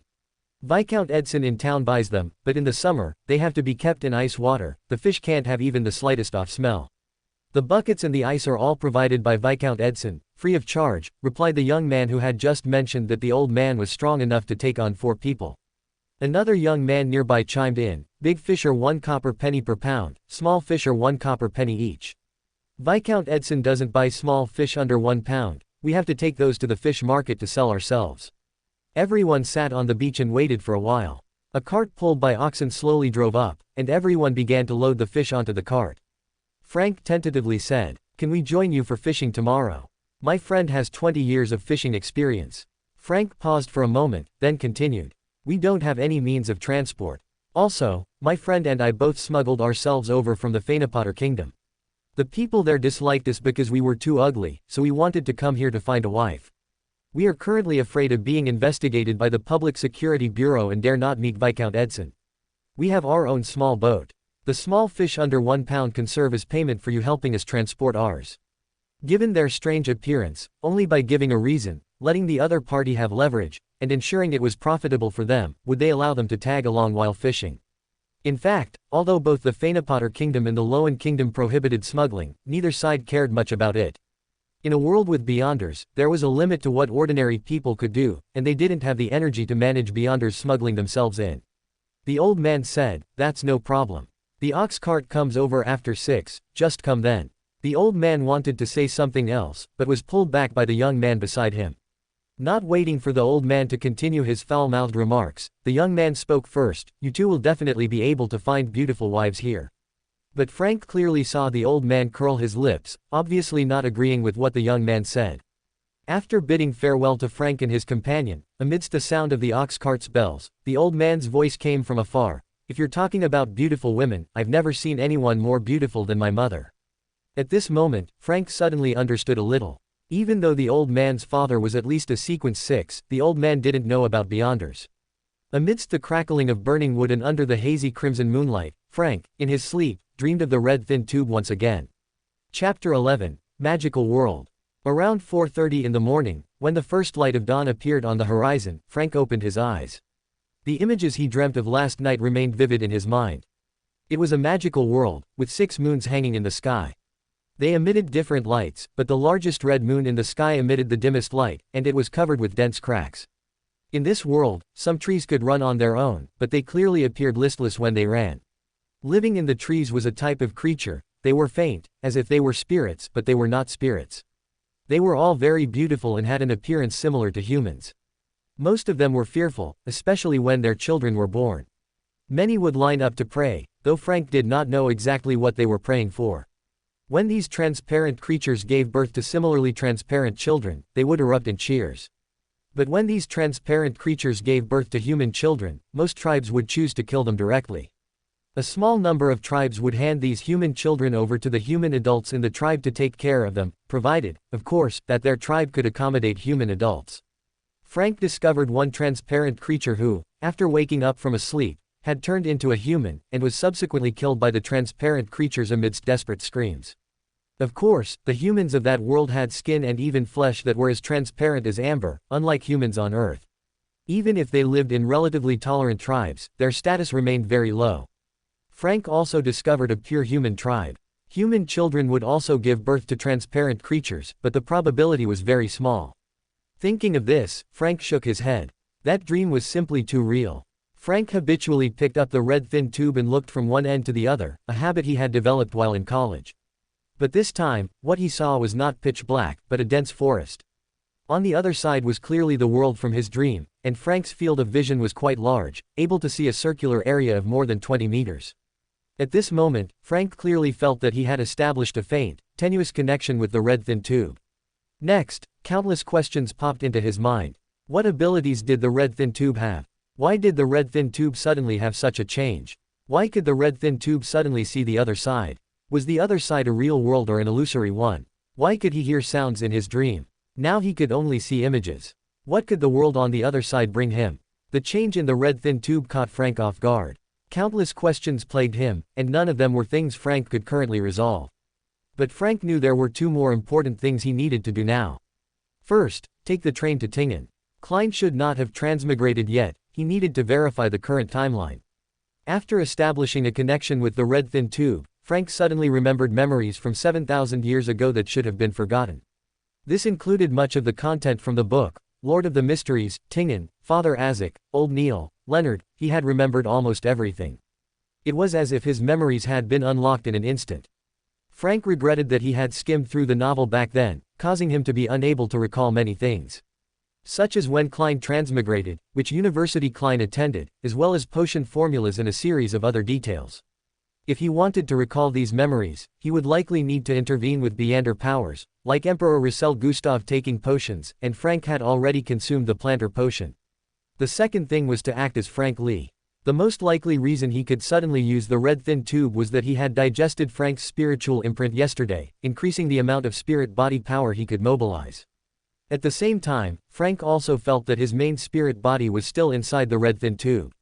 In Cuttlefish's Lord of the Mysteries, it was not written that spirit body strength was related to age, but he didn't know why his own spirit body was so powerful. The only difference Frank could think of between himself and others was that he had lived for over 7,000 years. Of course, there was also the 7,000 plus years of experience walking with the red thin tube, but he had always believed the red thin tube was a spatial mystical item. His spirit body power was already extremely strong, and now he was completely relying on pure power to suppress Frank's spiritual imprint. And this body of Frank's simply could not bear too much of Zhang Wei's spirit body power. Time passed quietly as Frank was lost in thought. Soon, the old man and his group arrived at the beach in a carriage. Today, Frank did not wear his scarf. After digesting some of the original body's spiritual imprints yesterday, the skin on his neck had grown back, and now not wearing a scarf made him look less strange. In Zhang Wei's eyes, the personality exhibited by the original body was enthusiastic, pure, slightly extroverted, and full of strange questions and ideas. In order to act as the original body, Frank, seeing the old man and the others about to move barrels from the ox cart, immediately went up to help. Regardless of whether the old man was willing or not, he went up and snatched the barrel from the old man, putting on the appearance of a hot-blooded youth, looking out for the old man. The old man still wanted to compete with Frank in strength, but since he was only half a sequence 9 of the storm pathway, how could he possibly be stronger than Frank? Originally, Frank also wanted to deliberately knit his brows and make his hands tremble to pretend that he was also struggling, just to mess with the old man. But on second thought, this went against his original intention. The original Frank did not have a hobby of teasing others, the original would only drug your drink when he was unhappy. Under Frank's enthusiasm, whenever the old man tried to stand up, he was pressed back down by Frank. Originally, Frank had been prepared to press his hand over the old man's mouth as soon as he started cursing, but the old man just turned beet red in the face and didn't end up cursing. It seemed that the old man spoke without thinking and disregarded others' feelings, but he wouldn't curse without reason.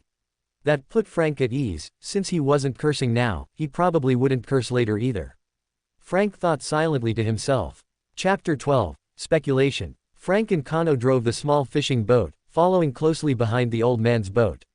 With Kano's boat handling skills, the distance between the large boat and the small boat never exceeded 1 meter. The old man and his group also lent Kano a fishing net. To thank the old man, Frank intended to be a bit more restrained for a while. When the old man and his group took out the fishing net to start catching fish, Frank kept telling the old man from behind about the efforts the original owner had made over the years to ensure a good wheat harvest. "Uncle, do you know about rice bran? You fishermen surely don't know how to handle rice bran. It can make wheat grow tall and large. First, dry it in the sun, then crush it, and then sift it through a sieve, keeping the fine powder. The wheat grown this way is delicious. Uncle, you must have eaten the wheat grown in our fanapot. Uncle, don't ignore me. When you stop fishing and switch to farming, this is the most valuable experience. What? You want to die in the sea? That won't do. After you die, it's best to chop you up and compost you. Do you know, I wandered when I was very young, and it was truly hungry. We cannot waste anything, corpses are even more useful for wheat growth. Hey, uncle, it's not right to curse. We farmers are very strong, you can't beat us." In the end, the old man cursed, but after being threatened by Frank with his strength, he was held back by the 4 young men behind him.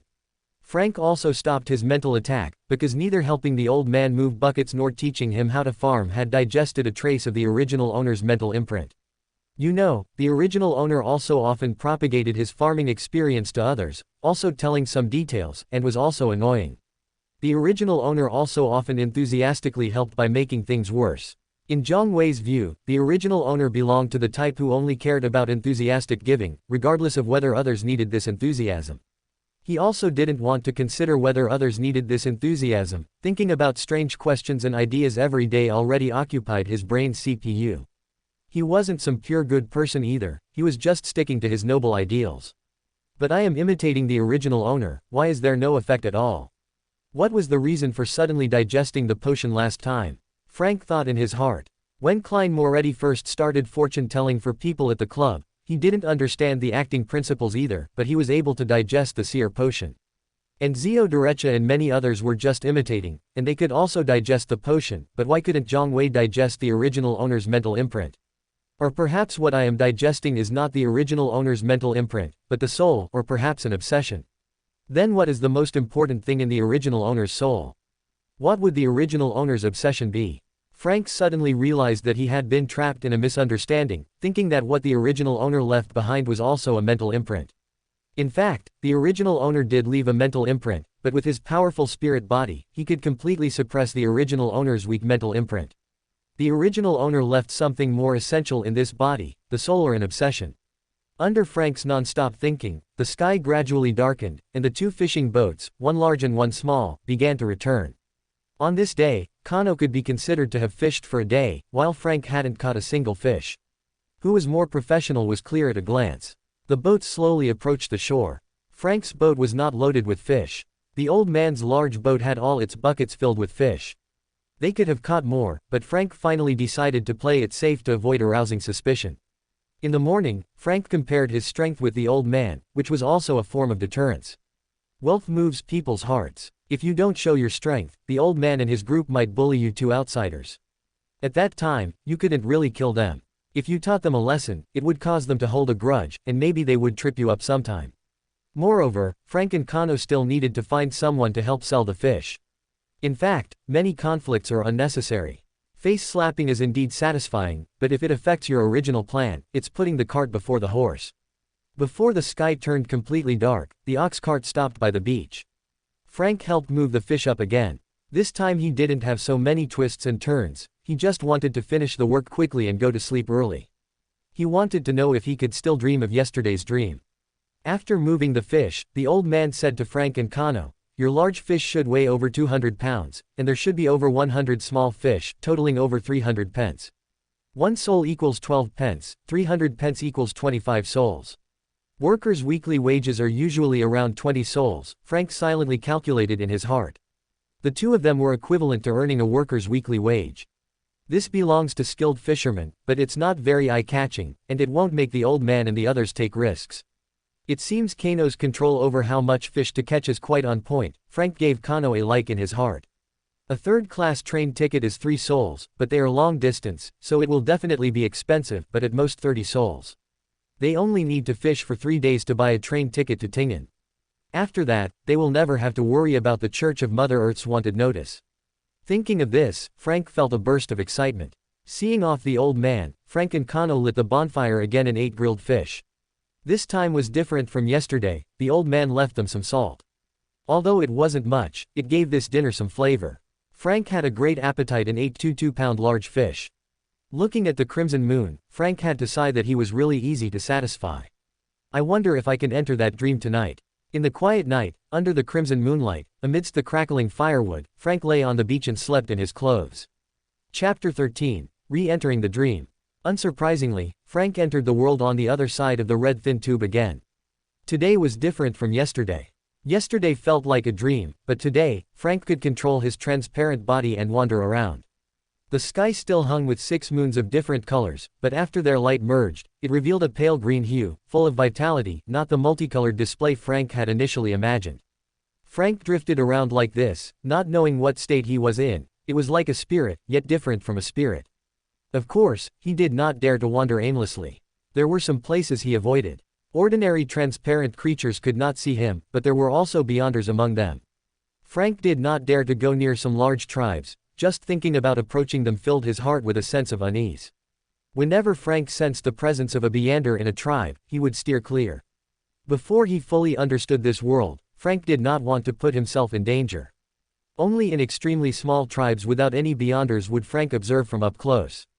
Of course, what terrified Frank the most was the sky. He did not even dare to stare at it for long. Frank wandered around like this, relying on his super strong perception. Suddenly, a certain place exerted a great attraction on Frank. That place happened to be a small tribe, and Frank decided to go take a look. But when Frank got close, his transparent body became uncontrollable, flying rapidly toward the target, which threw Frank into a panic. Subsequently, Frank felt himself enter a body. It was a newborn human infant, but before Frank could carefully feel the body, a tearing pain came from his neck. Damn it, I've possessed a newborn human infant, and it's a human child that was killed right after being born. Frank was simply speechless, and he still felt phantom pain in his neck even now. Looking at himself, who had returned to a drifting state, and then at the corpse of the human infant he had just possessed, Frank really wanted to kill the transparent creature that had wielded the blade. Unfortunately, in his current state, which was similar to a ghost, he possessed no strength whatsoever. Although this was an extremely unsuccessful possession, it made Frank understand how he could obtain a body. Next was verification. After more than 20 minutes, a certain place in the east exerted an attraction on Frank again, and Frank rushed over. Just as he was about to reach the place, Frank slammed on the brakes. Ahead was clearly a large tribe, and the thing that attracted him was inside the tribe. Frank was not willing to take the risk, so this experiment had to be abandoned. Afterward, there were 3 other places that attracted Frank. One was also in a large tribe, and Frank continued to be cautious. One was a human infant, but unfortunately, it was killed again. And another was a transparent creature that had died of natural causes. When it had only one breath left, Frank possessed it, but unfortunately, after Frank possessed it, he only lived for another 5 minutes. There were only 3 moons left in the sky. Frank knew that there wasn't much time left for him tonight. At this moment, a place exerted an attraction on Frank again. This time, the attraction was coming from the wilderness. Frank saw from afar a human lying on the ground, already unconscious, with scars of various sizes all over his body. He's going to die anyway, might as well let me have it, Frank thought, being extremely shameless. When Frank felt a body again, he realized just how serious the man's injuries were. Waves of weakness washed over him, and his vision went black in pulses. Frank knew he could not just pass out like this. After adapting slightly, Frank quickly treated the wounds that were still bleeding. After treating the wounds, Frank had digested most of the man's memories. He also knew what kind of world this was. This world had 6 moons during the day and only 1 pure white moon at night. This world had no sun, but the plants in this world grew very lushly. This world had 6 sequence pathways, but they were all related to femininity, and one of them was extremely similar to the plantar pathway. More than 7,000 years ago, their red moon suddenly became extremely dim and was covered in cracks. Their mother goddess of life had also gone missing, only occasionally responding to the prayers of believers. Afterward, those walking trees, auras instantly withered, no longer as vigorous as before. And these transparent creatures were the same, whether in strength or agility, they were far inferior to before. Afterward, they began to give birth to human children, and they regarded human children as the source of disaster. At first, all tribes would slaughter human children, but as thousands of years passed, the proportion of giving birth to human children became higher and higher, so they no longer killed them all. The man was named Enrui, a sequence 9 Beander human from a medium-sized tribe. Yesterday, the higher-ups of their tribe suddenly issued an order to kill all humans in the tribe. After learning this information, he joined forces with a few human companions, intending to escape under the cover of night and defect to a human tribe. Unfortunately, they were discovered in the end.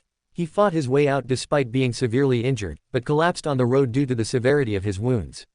And his friends were all dead, not a single one remaining. Frank suddenly discovered that this body also had an obsession. His obsession was quite simple: to escape to a human tribe and be accepted, completely unlike the original Frank. After lying there for more than 20 minutes, Frank was already able to move slowly. He looked around. All around was a dense forest, not the kind of trees that could move on their own. In fact, only large tribes and some powerful medium-sized tribes possessed those kinds of trees. This kind of forest could provide concealment, but for his currently weak self, it was too dangerous. This was a mountainous forest, and he had to find a cave. And Frank happened to have seen a cave just when he was drifting over. He crawled slowly into the cave. No animals lived in this cave, and Frank was genuinely worried that a bird of prey might suddenly come and eat him. The animals in this world, like the strange creatures, were almost transparent. After the incident 7,000 years ago, they also began to give birth to semi-transparent offspring. Frank untied the water that the original owner had been carrying, drank a little, and intended to lie down to rest. But before he could even find a comfortable position, a wave of dizziness hit his brain. Chapter 14, Staying Away. Lord of the Mysteries world. The sky was already bright. The old man and his group had arrived with their ox cart, and the 5 of them were busy unloading water buckets. Kano stood nearby, looking at Frank with a grave expression. "Are you all right? I kept calling you, but you wouldn't wake up. It took a lot of effort to shake you awake. Is something wrong with your body?" Looking at Kano's face, Frank smiled gratefully and said, "I'm fine. Next time I don't wake up, just shake me. Let's go fishing." As he spoke, he stood up and walked towards the old man and his group. By then, they had finished unloading the buckets and were sitting together chatting. Seeing Frank and Kano approach, the old man took a stack of money from his pocket and said, 320 copper pennies, which is £1 6 shillings 8 pence. I'll just round it up to £1 7 shillings for you too. Count it. Frank counted it. On top was a £1 note, and underneath were 7 1-shilling notes. Frank pulled out the £1 note and handed it to Kano, but Kano shook his head. Helpless, Frank had to hand the 7 1-shilling notes to Kano instead. Kano only took the top one and said, "You buy things." Frank thought that made sense, so he put the money into his pocket. Nothing happened that day. The only difference from yesterday was that Frank caught some fish today, but unfortunately, his fishing skills were so poor that he was scolded by the old man. Frank, being the bigger man, didn't hold it against him. Accompanied by the creaking of the ox cart, the old man and his group slowly disappeared from Frank's sight. The catch today was about the same as yesterday. After fishing for one more day tomorrow, Frank planned to leave when he woke up the day after tomorrow.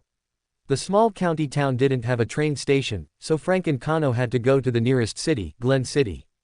Glen City was also a coastal city, but it didn't have a large port. Dream world. Frank slowly climbed up and checked his body, feeling that his injuries had mostly healed. Enrui was now a sequence 9 inches archer, which significantly boosted the healing of injuries.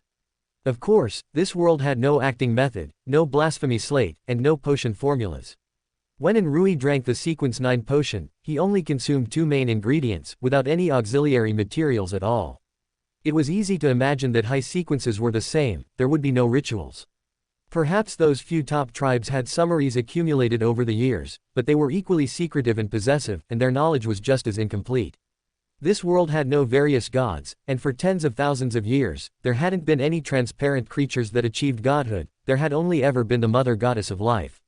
The Mother Goddess of Life had no need to cultivate a bunch of powerhouses, nor did she need to create potion formulas. Instead, she was purposefully suppressing the emergence of high-sequence powerhouses. For example, with the characteristics precipitated after a high-sequence powerhouse died, one only needed to pray to the Mother Goddess of Life, and she would help decompose them. This remained true even after the Mother Goddess of Life disappeared. For tens of thousands of years, this world had remained tribal. Various reasons led to this world having many low-sequence individuals, but very few high-sequence ones. After walking out of the cave, Frank killed a rabbit-like creature on the road, ate it, and then quickly headed towards the human tribe. Whenever he encountered a tribe of transparent creatures on the way, Frank stayed far away, completely nipping danger in the bud. When 3 moons appeared in the sky that day, Frank found another cave, killed all the animals near it, and threw them onto another hill to avoid attracting predators. Frank guessed that after waking up in the Lord of the Mysteries world, this body would have no reaction, as if it were asleep. However, his spirit body should still be inside this physical form, he just couldn't manage to control both sides simultaneously. The priority of that side was far higher than this side. If this body were eaten by animals, he wouldn't be able to wake up. This time, Frank consciously went to sleep, not waiting for the other side of the Lord of the Mysteries world to forcibly disconnect him. As expected, after falling asleep in that world, he woke up here. Looking at the rising sun, Frank suddenly felt an irrepressible urge to go for a morning run. He did as he thought. Bidding farewell to Kano, Frank began to sprint along the seaside. With the powerful physique of the planter potion, Frank ran for half an hour without feeling tired. A ship suddenly sailed in from the distant sea, flying the flag of the Church of Mother Earth. Others might not understand the meaning of this flag, but Frank knew that these were official beyonders of the Church of Mother Earth, and they were similar to the red gloves of the Evernight Goddess Church. What were they here for? Capturing Frank and Kano certainly wouldn't warrant such a major mobilization. At this moment, Frank had already run out of the town's range. Their goal definitely wasn't the town, but the surrounding area was all wilderness, farmland, and villages. He felt that this run was full of coincidences, but regardless, Frank had no intention of getting involved in this mess.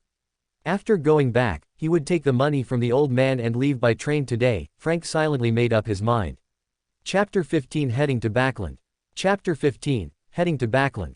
When Frank quickly ran back to the beach outside the small town, the old man and the others were already unloading water buckets from the ox cart. Seeing Frank approach, the old man stopped unloading, reached out to greet him, and took out money to hand to Frank.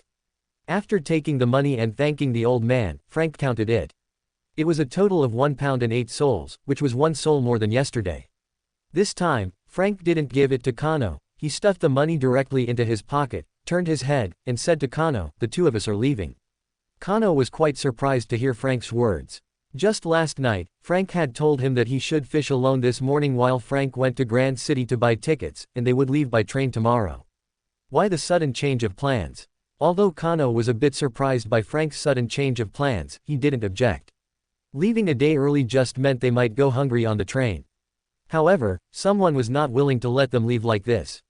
Hearing that the 2 were leaving, the old man tried to intervene, saying, "Aren't you going to look for wives?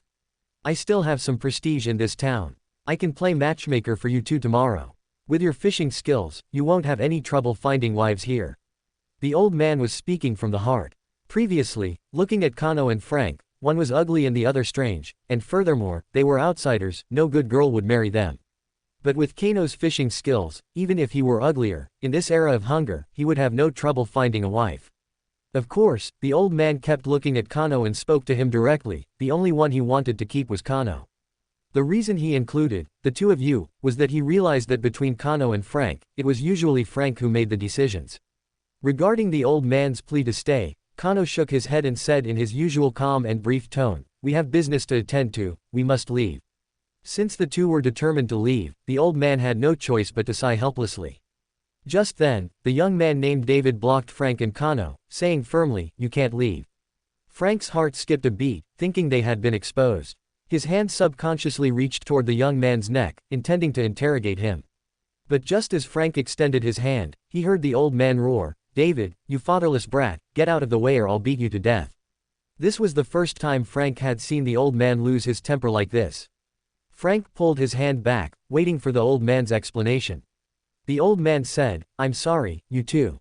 Viscount Edson came by this morning and promised that if we could guarantee our current fishing output, he would give us a big boat. He is my grandson. His father died early while fishing, and I raised him. He lacks discipline and has been blinded by greed. I apologize on his behalf." As he spoke, he pulled David over and made him apologize to the two. Seeing the old man's anger, David didn't dare to talk back and mumbled an apology. As long as they weren't being betrayed or reported, Frank had no intention of entanglement with them. Now, he just wanted to quickly board the train to Tingen. After Frank and Kano left, David looked at his grandfather's face, still flushed with anger.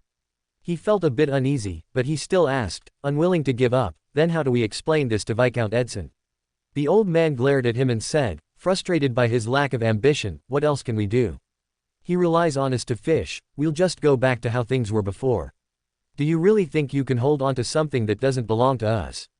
Frank and Kano ran and walked along the way, reaching Grand City in less than 2 hours. It was past 8 in the morning, and the streets were crowded. After asking for directions to the train station, they successfully purchased train tickets using fake identities.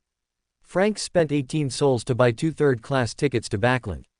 There was no direct train from Grand to Tingen, they had to transfer in Backland. The train would depart at 10 o'clock. Frank decided to use this time to go out of the station and buy some rye bread. Food on the train would certainly be expensive, and this journey would take at least 40 hours. There was a small bread vendor right by the waiting room exit, and next to it, someone selling potato stew with ribs. Frank resisted the aroma wafting over, bought 9 pounds of rye bread for 1 soul, and quickly left. The train arrived soon, and Frank and Kano quickly followed the crowd to board.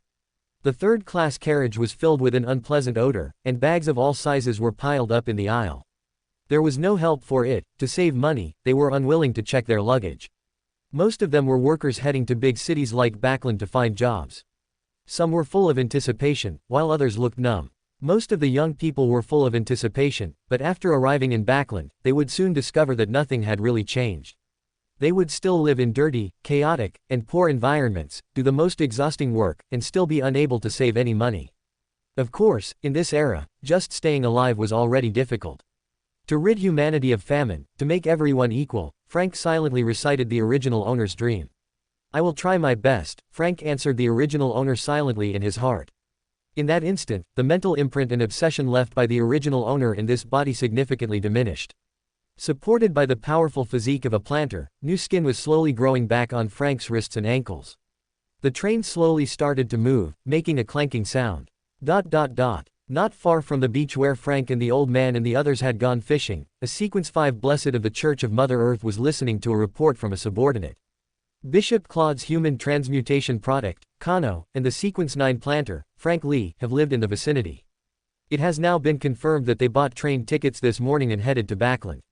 Don't worry about them. Send telegrams to Bishop Claude and Father Utravsky in Backland separately. It was not easy for us to reach an agreement with the Church of Storms this time, let's not create any complications. He thought for a moment and continued, find out which carriage they are in and send that to Father Utravsky via telegram. Chapter 16, Escaping to the Human Tribe. On the clanking train, the scenery outside the window slowly receded. There were tall churches and sprawling manors, but more often, there were clusters of villages scattered across the wilderness. Opposite Frank sat 2 young people, chattering incessantly. They held dreams in their hearts, painting a picture of Backland's beauty and looking forward to the future. But they repeated the same few things over and over, hoping they could eat their fill later, hoping their mothers could eat their fill, hoping their sisters could eat their fill. Every word of theirs felt like the original owner was prompting Frank, "Look, you should do something."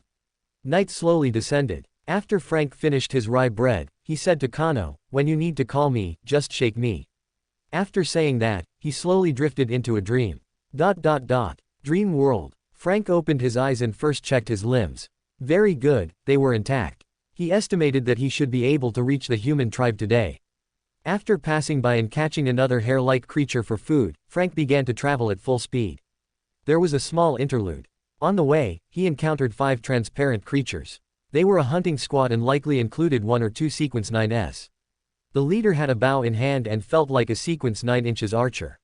Frank did not have a bow in his hand. The tribe where Enrui had previously resided would not allow humans to possess bows. Enrui's Beander characteristic had precipitated after his father's death. This world had many Beander animals and Beander plants, making it relatively simple to become a Sequence. If the transparent creatures wanted to accept them, they naturally had to give them the means to protect themselves. It was impossible to hunt for humans every day. The transparent creatures did not mind the appearance of Sequence 9s among humans, but they would only ever let humans become Sequence 9s. As for high sequence characteristics, they would generally reclaim them. At the end of the day, accepting humans wasn't because they were tired of killing, nor was it out of kindness. Rather, they were afraid that one day they would wake up and turn into humans, becoming enemies of the world. While drifting, Frank saw that for almost every dozen tribes, there was one human tribe. In reality, most human tribes were very weak, and they had the complete ability to slaughter them all. But, what after killing them all? When they woke up to find they had become humans, where would they run? Of course, they would also periodically clear out human tribes they felt were a bit redundant, especially those that constantly thought about revenge. But which human tribe didn't have a blood feud with these tribes? It was merely forbearance in the face of death. While traveling, Frank also encountered Beander animals, but he steered clear of them from afar. When it was nearly evening in this world, that is, when only 3 moons remained in this world, Frank finally arrived at his destination. On the outskirts, there was a layer of low earthen walls, square-shaped, enclosing the place where humans lived. Most of the dwellings inside were adobe and wooden houses. This was a relatively powerful human tribe that Frank had specifically sought out. It was only slightly weaker than a medium-sized tribe of transparent creatures and would not be easily wiped out by a small tribe of transparent creatures, but this human tribe's position was very sensitive. Because this tribe's strength had already reached the maximum strength allowed for a human tribe. Next, there were only 2 paths left for this tribe: either resist or cripple their own strength by relocating half the humans to live elsewhere. At the end of the day, Frank didn't want to live safely and steadily in this world, he wanted to stir up trouble. Only chaos was a good opportunity for him to fish in troubled waters. At worst, his head would get chopped off and he'd start over. It wasn't like it hadn't been chopped off before. Currently, in his drifting state, only those few large tribes could harm him. As long as he discovered them coming, he would secretly hide or disconnect from this body in advance. At the same time, there were no artisan-type Beyonders here, and most mystical items were formed by coincidence. Frank guessed that high-sequence mystical items were either taken away by the Mother Goddess of Life or shattered into low-sequence characteristics. Because in Enrui's memories, there were no memories of powerful mystical items, and there weren't even any legends about them. Therefore, he also didn't need to be too afraid of the influence of high-sequence mystical items.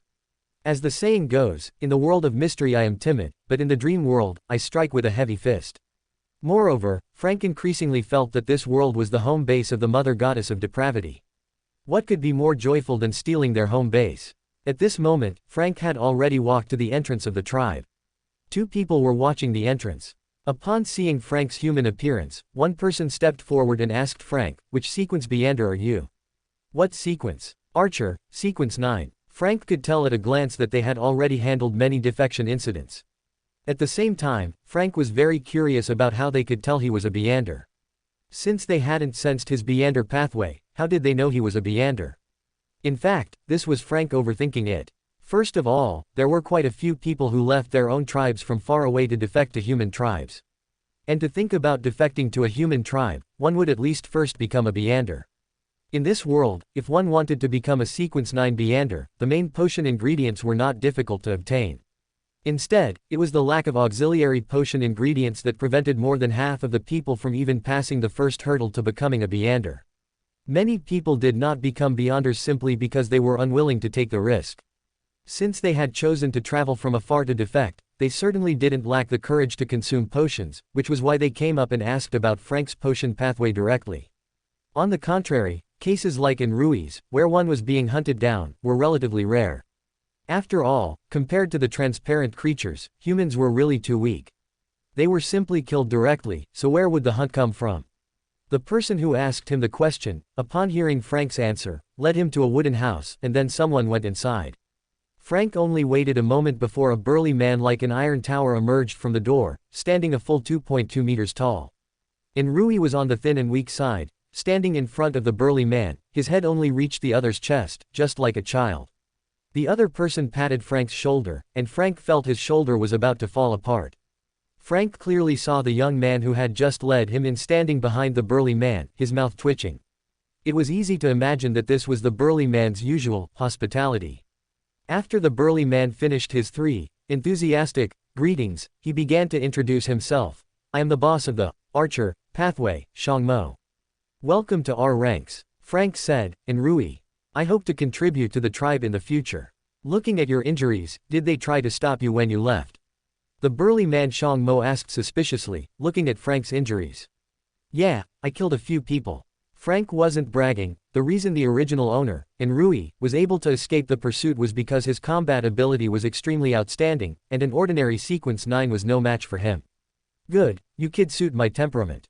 It was clear that Shang Mo was even more enthusiastic this time. He raised his fan-like large hand, intending to give Frank's shoulder a heavy pat, but seeing Frank covered in injuries, he finally just patted Frank's shoulder symbolically. "Prepare an unoccupied room for Enrui," Shang Mo said to the young man who had led Frank in. And he said to Frank again, "Work this kid hard. He usually stands guard at the entrance. He's so old and still hasn't dared to drink a potion. Let him know the difference between a normal person and a Beyonder." 17 Chapter 17 Warning. Mystery World. After Frank woke up, he ate some rye bread, drank some water, and took care of his personal business on the way. At this time, the morning light was dim, and the snoring of passengers in the carriage rose and fell, playing a unique movement of the mortal world. The train had been running for more than 20 hours, and more than half the journey was over. At this moment, Kano was also woken up by the noise Frank made, climbing up from the small table he had been lying on. "Good morning." This was the first time Frank had said this phrase. Before, he always felt it was a bit awkward for two grown men to say that. It's like when you're in college, if you say, "Good morning," to a roommate who just woke up, the other person will definitely give you a constipated expression. However, Frank was in a very good mood now and was happy to convey his good mood to others. He chatted with Kano for a while, though Frank did most of the talking, mostly about his life experience in the city. Kano was a blank slate in this regard. Since they used to ring the bell every day, there would always be a day when they parted ways, and perhaps today's words could help Kano then. Although Frank was also a dabbler in this area, he at least dealt with people often and knew what jobs were available at the current stage and what jobs were suitable. Kano didn't need to digest potions, nor did he have to worry about subsequent potion formulas, nor did he need to work hard to earn money. The human transmutation products of the Earth Mother were a bit like living mystical items. They had their own consciousness and thoughts. Their upper limits were almost set the moment they were transmuted. The reason it was said to be, almost, was because an Earth Mother sequence demigod could pay a great price to replace their Beyonder characteristic core, which might be one method, but how was that any different from starting over? They might not even be able to retain their previous consciousness. Human transmutation products could never possess true freedom from the very beginning. Frank spoke, and Kano listened. Their conversation attracted the attention of the two young men opposite them. They were also country bumpkins. Although they were looking forward to entering the big city for the first time, they were more filled with anxiety and confusion. Seeing that the two were interested in his words, Frank raised his volume slightly. They listened earnestly to what Frank said, fearing they would miss the golden rules of the senior, but they didn't know that this senior was completely just talking on paper. Frank talked for more than 2 hours, and the two young men opposite even asked a few questions. Frank guessed the answers, but he would always add a sentence at the end: "You'd better go to the Backland East Borough and ask the locals." Frank knew that in the 90s, there would be a group of people at train stations specifically fleecing out-of-towners, and he didn't know if Backland had such people. Amidst the clanking sound of the train, Frank entered the dream world again. He planned to see what the night in the dream world looked like. Dream world. Frank climbed out of bed and looked out the window. Outside, a huge moon hung high in the sky. Far away from the moon, there was a twinkling cosmos. Frank suspected that this might be what the cosmos originally looked like. Of course, maybe both were fake. Looking around, this was a wooden hut that Xiang Renwei had helped find yesterday. Xiang Renwei was the young man standing guard at the tribe's entrance. He was Xiang Mo's nephew. The room was small, about 10 square meters, with only one bed. The bed was covered with a very large animal hide, pure white, and even slightly transparent. There was a layer of ointment on Frank's body, which was also found and applied by Xiang Renwei in the evening. The medicinal effect was very strong, and the wounds on his body had almost scabbed over. Yesterday, after Xiang Mo asked Xiang Renwei to help him find a house, he felt the obsession of this body disappear completely. At the same time, some things existing in this body completely merged into Frank's spirit body, and even his perception of this world became a bit clearer. Frank now intended to go out for a walk. With a creak, he pushed open the door. His room was close to the tribe's entrance. At this time, 2 young men were still standing at the entrance, not the same 2 who were on guard when Frank arrived. They were leaning against the mud wall, dozing off. Clearly, long-term peace had already made them lack the necessary vigilance. Frank walked over and made a noise. They woke up immediately and looked up at Frank in confusion. The 2 of them didn't know Frank. It was already evening when Frank arrived at the tribe, and few people had seen him. Frank stood 5 meters away from the 2 and said, "I came to join the tribe this evening. I am an archer pathway sequence 9. I can't sleep. Can you take me for a walk around the tribe?" "Okay, no problem. I am a builder pathway sequence 9, the thin young man on the left said as he walked in front of Frank, introducing the layout inside the tribe as they walked. Builder, can build sturdy and durable houses, good at finding opponents' weaknesses. Taking the potion also increases strength, but unlike the archer sequence which increases arm strength, the builder increases strength in the legs more, Frank thought while walking. This is our patriarch's room. The patriarch is of the relatively rare planter pathway. I heard he has already reached sequence 6. This is where the patriarch and the others hold meetings. You can only enter if you are ordered by the 5 great elders or the patriarch. This is our potion warehouse. You are not allowed to approach here either. This is where we keep weapons. Not only are there ordinary weapons, but there are also mystical items. This is Elder Xiang Mo's place. You should have seen Elder Xiang Mo. Elder Xiang Mo is the one who hates spirit people the most. Spirit people was their name for transparent creatures. Don't approach the places I just told you about casually, you can go anywhere else. Frank nodded throughout. When the 2 returned to Frank's door after a lap, Frank said thank you. Just as he was about to return to the room to sleep, the young man hesitated to speak. Is there anything else I need to pay attention to? Frank asked. The young man said softly, when Elder Xiang goes out hunting, you'd better not follow. Other hunting groups all say that Elder Xiang is specifically hunting spirit people. Frank was just planning to find an opportunity to muddy the waters. How could he not go when the opportunity was presented to him? Seeing Frank didn't respond at all, the young man added, everyone has a grudge against spirit people. I also came here to join. The spirit people took a fancy to my mother's Beander characteristic and killed her. My mother didn't even resist before she died. She knew that if she resisted, our whole family would die. Frank had already seen the tears hidden in the young man's eyes. What he said should be true, but would they not die if they didn't resist? The young man glanced at the sky, stabilized his emotions, and said again, I know you want revenge. Everyone has their own revenge stories, but we are just a group of people abandoned by the mother goddess of life. Elder Xiang doing this is harming everyone. Seeing that Frank remained unmoved, the young man turned his head angrily and left quickly. After Frank pushed the door and entered the room, he lay on the bed. Admittedly, the young man was right. Xiang Mo specifically hunted spirit people, and something would happen sooner or later, but could one avoid disaster by not resisting and letting others slaughter them? Of course, Frank wanted to join Xiang Mo's hunting team, not for any revenge, he just hoped to muddy the waters and take the opportunity to reap benefits. It could be said that it was completely devoid of justice. 18 Father Utravsky. Frank and his companion had been on the train for 36 consecutive hours, and the 2 young men opposite them were clearly showing signs of fatigue. Even for Frank, not moving for a day left him feeling a bit restless. It was now 10 p.m., and they would arrive in Backland in another 3 hours. In the dream world, the 6 moons should have just fully risen, marking their morning, so Frank planned to take a look. After greeting Kano, Frank lay down and entered that world shortly after. Frank guessed it was a transfer of consciousness, having nothing to do with sleeping. The dream world. Indeed, the 6 moons had appeared in the eastern sky. While their speeds were not identical, they had risen at the same time, which was why Frank judged them to be unreal. Frank walked out of the room and looked toward the tribal entrance. The 2 men standing guard were the same as the night before. In Rui, Frank heard someone call him, and he looked toward the source of the voice. He saw Shang Mo leading over a dozen people walking toward him. Half of this group carried bows. Clearly, they were likely on the archer pathway like him. When Shang Mo was still over 50 meters away from Frank, he suddenly threw a bow at him and shouted, "Hey, Enrui, this is your bow.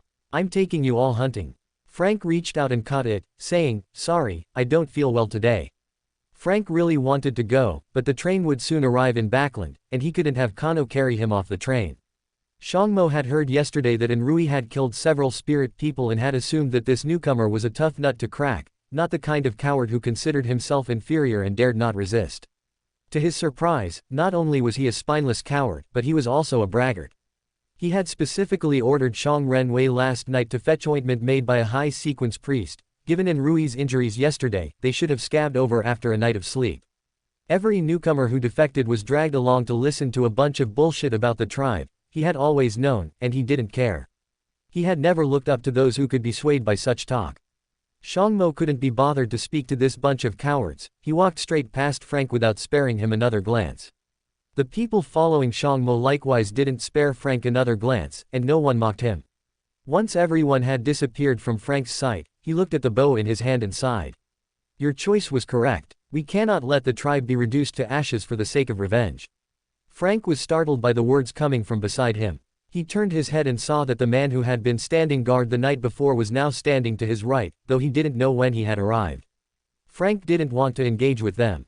Even if Frank weren't trying to just get by, he wouldn't have gotten mixed up with them anyway. Without waiting for him to continue, Frank walked off on his own toward the archery range. He would first familiarize himself and digest the combat techniques left behind by his original body. As an archer, sequence 9, his overall strength was enhanced, especially his arm strength. His vision was enhanced, allowing him to see the texture of leaves 100 meters away. At the same time, his dynamic vision was enhanced, making it easy to master archery techniques. The original Enrui was an expert in this regard. He only touched a bow and arrow when hunting, yet his archery was stronger than all the archer sequence 9s in his former tribe. Enrui's strength, reaction speed, and technique were all superior to others, and almost comprehensive suppression. Frank knocked an arrow and drew the bow to a semicircle. At that moment, scenes of Enrui hunting and drawing his bow played back in Frank's mind frame by frame like a slideshow. After releasing, the arrow hit the bullseye. Afterward, Frank kept shooting at a nearby tree. Leaf after leaf was shot down, yet they remained undamaged, all severed from the middle of the stem. The arrows remaining on the tree formed 2 characters, Enrui. Frank was very satisfied with his masterpiece. He felt that he was already a master of his generation, and from here on out, it would be a path of showing off and slapping faces. He was extremely puffed up. Of course, he was just daydreaming. As the saying goes, imagination is innocent. Placing the bow on the ground, Frank began to climb the tree. The feathers of the arrows in the tribe were all recycled. As the saying goes, the more satisfying it is to show off, the more pathetic it is to pull out the arrows. Why did I shoot so high? Why did I use so much strength? Frank, lying at the top of the tree and struggling to pull the arrows out one by one, had a giant question mark appear in his mind. After gathering the arrows, Frank planned to go to sleep. The train should be arriving in Backland soon. The world of mysteries. Frank opened his eyes and saw that many people in the carriage had started packing their things, including the 2 young men opposite him. Frank and his companion had nothing to pack. The rye bread had been eaten up on the road, and now only Frank's black clay pot remained. The train slowly decelerated. They had arrived in Backland. Frank looked out the window with anticipation, wanting to see the most advanced city in the western continent. But the first thing he saw was a tall man of 40 or 50 wearing a brown priest's robe, standing there like a small mountain. Frank instantly thought of Father Utravsky. Quickly steadying his mind and warning himself not to panic, he spoke to Kano with rapid speed. "There is a blessed of the Church of Mother Earth outside. In a moment, I will run from the front first." He is a pious member of the Church of Mother Earth and will definitely prioritize chasing a traitor like me. You take the opportunity to run from the other door." As he spoke, Frank took out his only £1 banknote from his pocket and shoved it into Kano's hand, continuing. "If you manage to escape, wait for me in Tingen. Don't think about saving me. I am confident I can persuade him not to hand me over to Claude. Remember what I said, find a job where you can hide yourself." After saying this, Frank placed the original body's mushroom pot on the table. He had no intention of keeping it anymore. Afterward, he walked quickly to the front door without looking back, followed the crowd out of the train, and stepped onto the platform. The moment his feet touched the platform, Frank quickly chose a direction and took off running. Kano watched as Frank and the tall giant chased and fled. He really wanted to chase after them, but in the end, he followed Frank's advice and walked toward the back door. This was the first time he felt that strength was so important, and it was the first time he realized that he had a heart, and it was very painful. Kano quickly disappeared into the night, and in his arms, he was still holding Frank's black clay pot. Chapter 19, Imprisonment. The night in Backland remained gray and hazy. Frank ran in front, with Father Utravsky chasing behind. Due to the obstruction of the crowds, Father Utravsky did not catch up to Frank quickly. However, as the crowd gradually thinned out, the distance between Frank and Father Utravsky grew shorter and shorter. Frank knew he could no longer escape. Previously, he had only thought that in the Loan Kingdom, the Church of Mother Earth had very weak influence due to the intentional suppression by the three major Orthodox churches, such as the Evernight Goddess.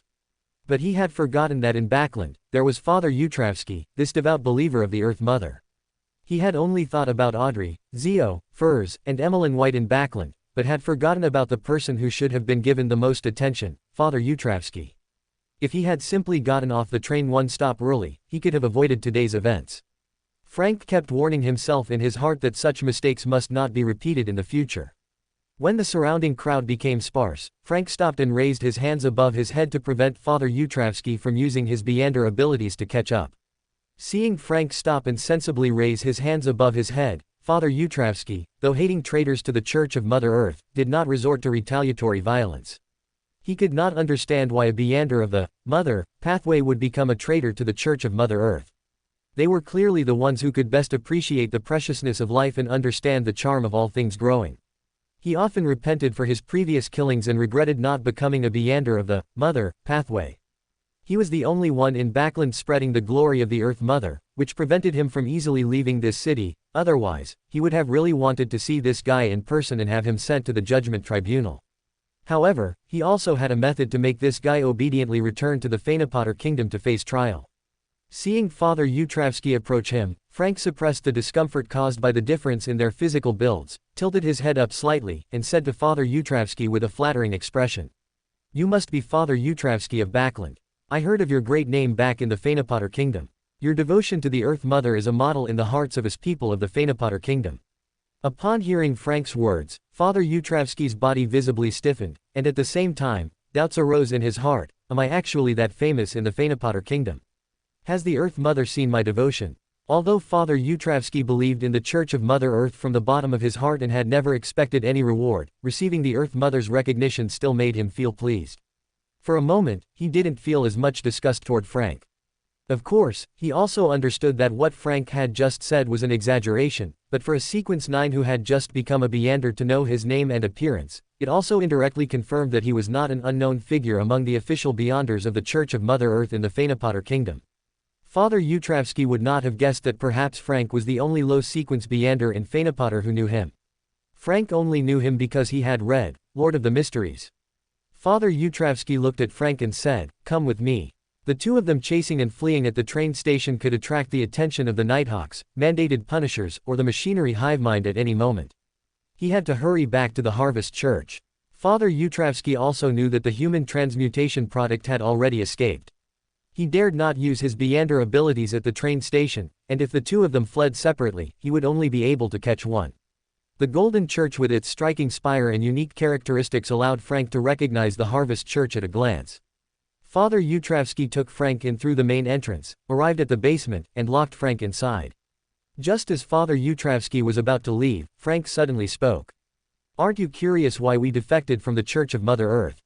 Father Utravsky turned his head and stared at Frank very seriously, saying, "No matter the reason, one should not betray the Church of Mother Earth." Frank was momentarily speechless, but he still had to get his words out. So, after thinking about his prepared speech, he said, Kano is a human transmutation product of Archbishop Claude of Connaught. I am Kano's friend. In order to study human transmutation, Claude used newborns for experiments. Although Father Utravsky was surprised, he still believed that the two should not have betrayed the Church of Mother Earth.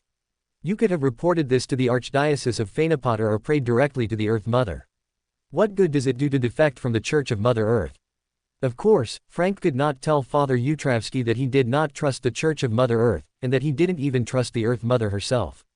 But he had said all he could say. Encountering Father Utravsky, who didn't hand him over directly to Claude and was willing to listen to him, was already lucky enough. Seeing that Frank stopped talking, Father Utravsky continued. Defecting from the Church of Mother Earth is unforgivable, but I will send a telegram to the Archdiocese to explain your situation. If what you say is true, the Judgment Tribunal will also show leniency. After saying this, Father Utravsky left the basement. As the exit door was closed by Father Utravsky, the basement was completely plunged into darkness. Is this what it feels like when one's fate is not under one's own control? Frank sighed softly in his heart. Carrying Frank's black clay pot, Kano quickly fell into confusion after escaping. Lacking common sense for daily life, he stood alone in the wilderness, like a child abandoned by an adult. Standing on the streets of Backland at night, he ultimately decided to follow Frank's suggestion to go to Tingen and wait for him. He did not know if Frank could escape or when he would be able to escape, but he had no means to rescue Frank. The only thing he could do was to reach Tingen as soon as possible and wait for Frank. Chapter 20, Psychological Suggestion. Dream World. Frank climbed out of bed. At this time, there were only 3 moons left in the sky. Frank went to the plaza to practice archery for a while. The archer potion in this body had been completely digested. Simple archery no longer gave him any sense of improvement. Taking on a Beander creature alone was a bit dangerous, but bullying ordinary creatures gave him no sense of accomplishment. Frank suddenly realized that he had also started to become idle in this world. Elder Shangmo usually went out hunting for 3 days and rested for 2, and Frank didn't want to join other hunting teams. Frank just spent time like this between the 2 worlds, staying here for a while, then there for a while. In the dream world, he would sometimes chat with Shang Renwei, who was standing guard at the entrance, and sometimes practice various high-difficulty shooting maneuvers. Of course, he would calculate the time Father Utravsky brought him food and stay in the Lord of the Mysteries world. Every day, Father Utravsky would tell him some teachings of the Earth Mother. Frank knew that he was planting psychological suggestions in him, but Frank had no choice, he would always listen unconsciously. The original body's memory was incomplete, but it still retained a large number of the Earth Mother's teachings. The teachings Father Utravsky spoke of every day were not profound at all, but Frank still listened with fascination every day. In order to avoid being planted with psychological suggestions, Frank began to switch consciousness between the 2 worlds. On the afternoon of the 3rd day, Shangmo returned from hunting. They were carrying prey of all sizes on their backs, including the corpses of 3 Beander creatures. However, Frank only recognized one, a unicorn, which was a main ingredient for the archer pathway. It seemed they had a fruitful harvest this time. But Frank also noticed that one person was missing from the team. It was a Beander who was not of the archer pathway, likely a woman, and her body was not brought back either. Shangmo organized a barbecue feast in the plaza. Frank cheekily joined in. Shangmo didn't chase him away, nor did he pay any attention to him. At the feast, there was no laughter or joy among the hunting team. Frank guessed that something must have happened during this hunt. His original intention was to find out when they would hunt next so he could wait in advance.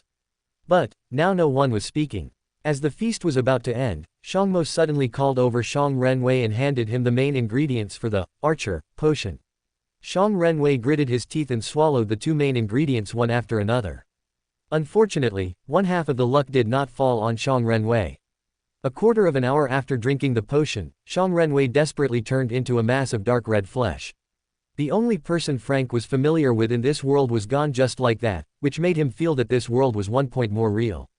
At the same time, he understood why so many people in the tribe didn't like Shangmo. There was no such thing as compromise in his heart, and he didn't let others compromise either.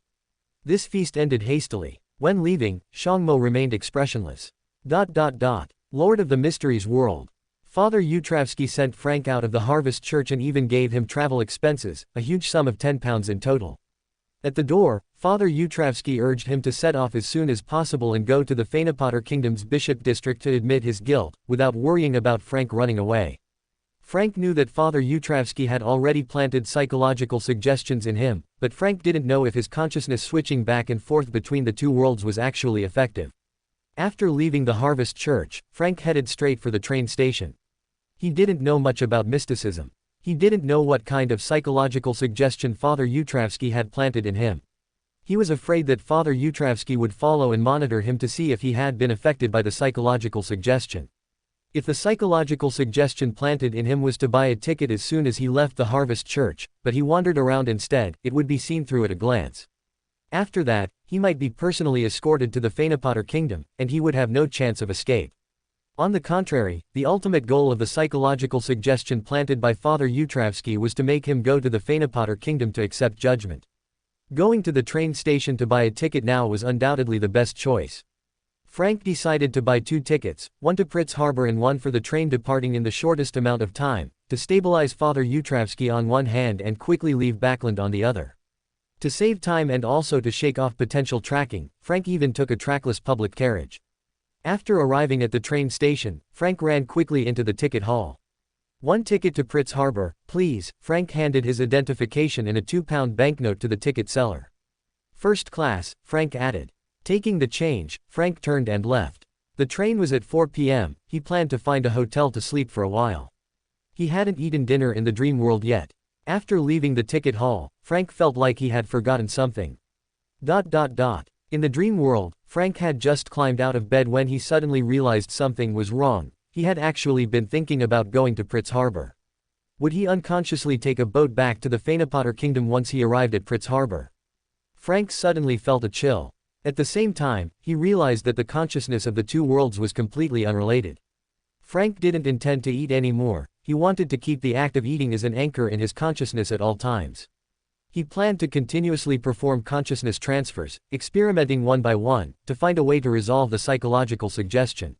Frank lay on the bed, continuously suggesting to himself in his heart, and muttering to himself, "Once I go out, I will tear up the ticket." Lord of the Mysteries world.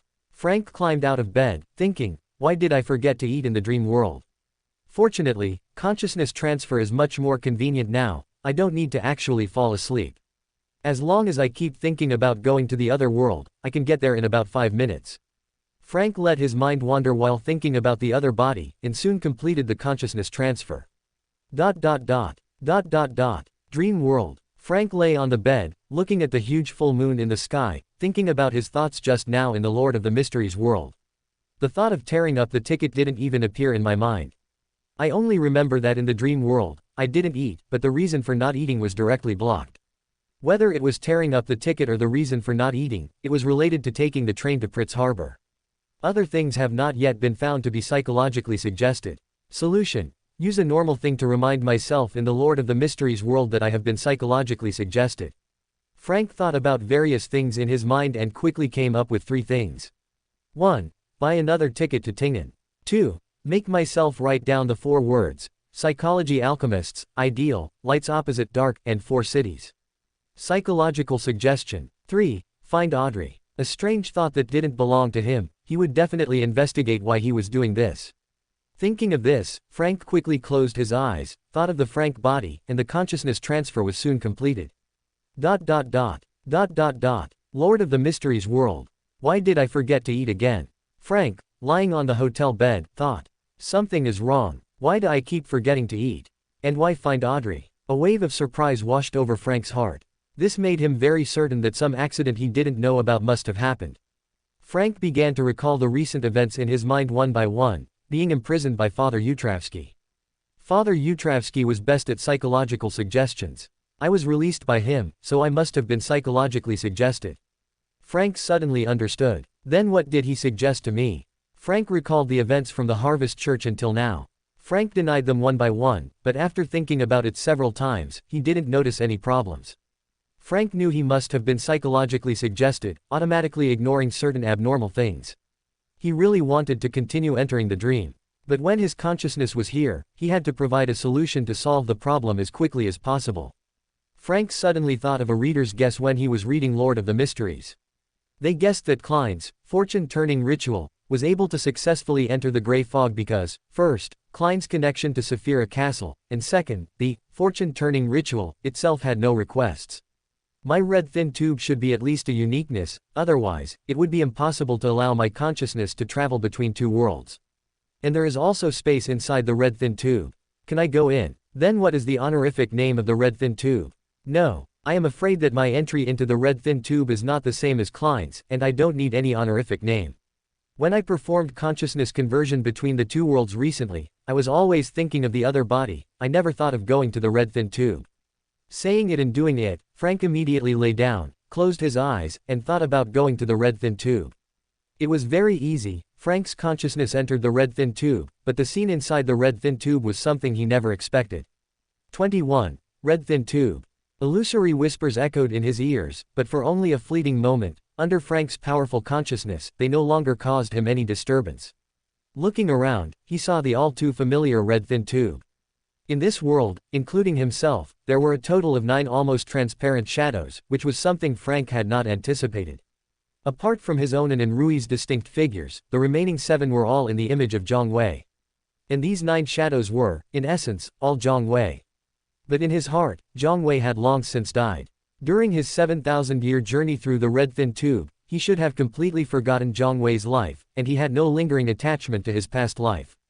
Although the memory seal of the red thin tube had restored his memories, he had never been able to truly immerse himself in the emotions of his past life. It was like looking at flowers through a fog. He also had no intention of using the name Zhong Wei again. From now on, I am Frank Li. The soft murmur resonated within the red thin tube. Once he finished speaking, apart from Frank and Enrui, the remaining 7 shadows no longer had facial features such as noses, eyes, or mouths. Furthermore, Frank discovered that he could sense 2 worlds, as well as 2 bodies. The body belonging to Frank was connected to the red thin tube, while between Enrui's body and the red thin tube, it was almost impossible to detect any connection. Entering the red thin tube with his consciousness also failed to resolve the issue of Father Yutravsky's psychological suggestion. However, it did help him realize that Father Yutravsky's psychological suggestion had been placed entirely within his spirit body.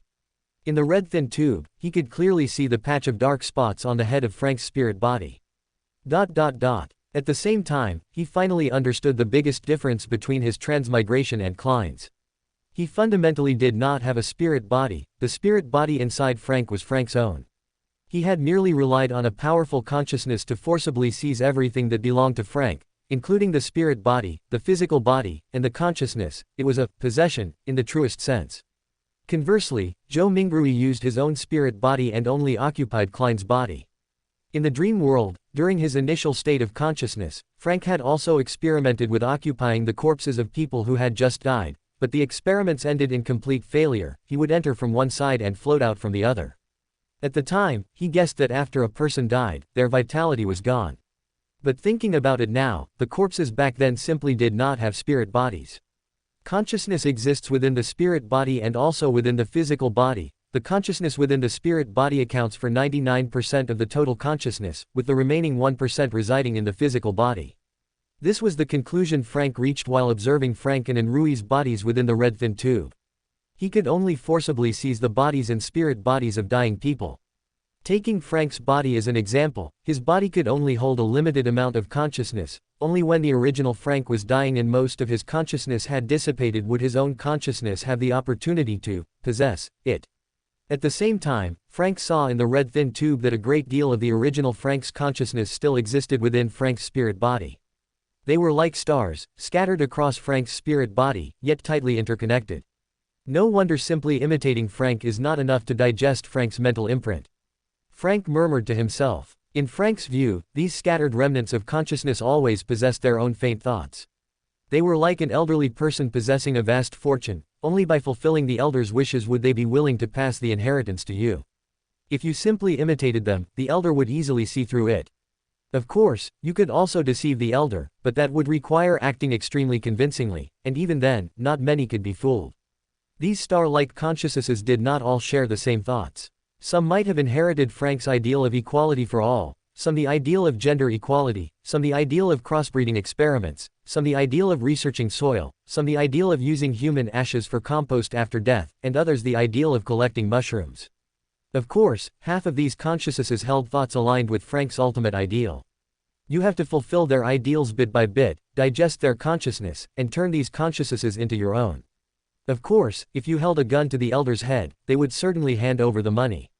But the amount of consciousness a body can contain is limited. Your consciousness may be stronger than his, but that strength is ultimately limited.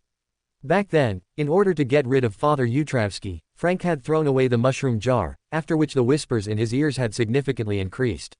This indicated that Frank indeed had an ideal of collecting mushrooms. Conversely, the consciousness within Enrui had already been completely assimilated. Enrui's ideal was very simple: to be taken in by a human tribe. After fulfilling Enrui's main ideal, the consciousness representing his primary ideal had already been digested by Enrui. As for the chaotic consciousness representing other ideals, in the face of absolute power, it was like a gun barrel pressed against the elder's forehead, they could only obediently cooperate. This time, Frank's consciousness entering the red thin tube had undoubtedly yielded huge gains. Frank understood how to proceed in the future, but it could not solve his current predicament.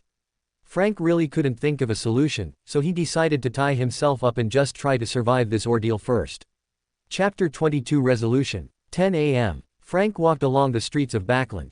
After much effort, he found a hardware store similar to a modern one and bought 10 locks. He wanted to lock himself up securely from every angle, but this hardware store actually didn't sell chains.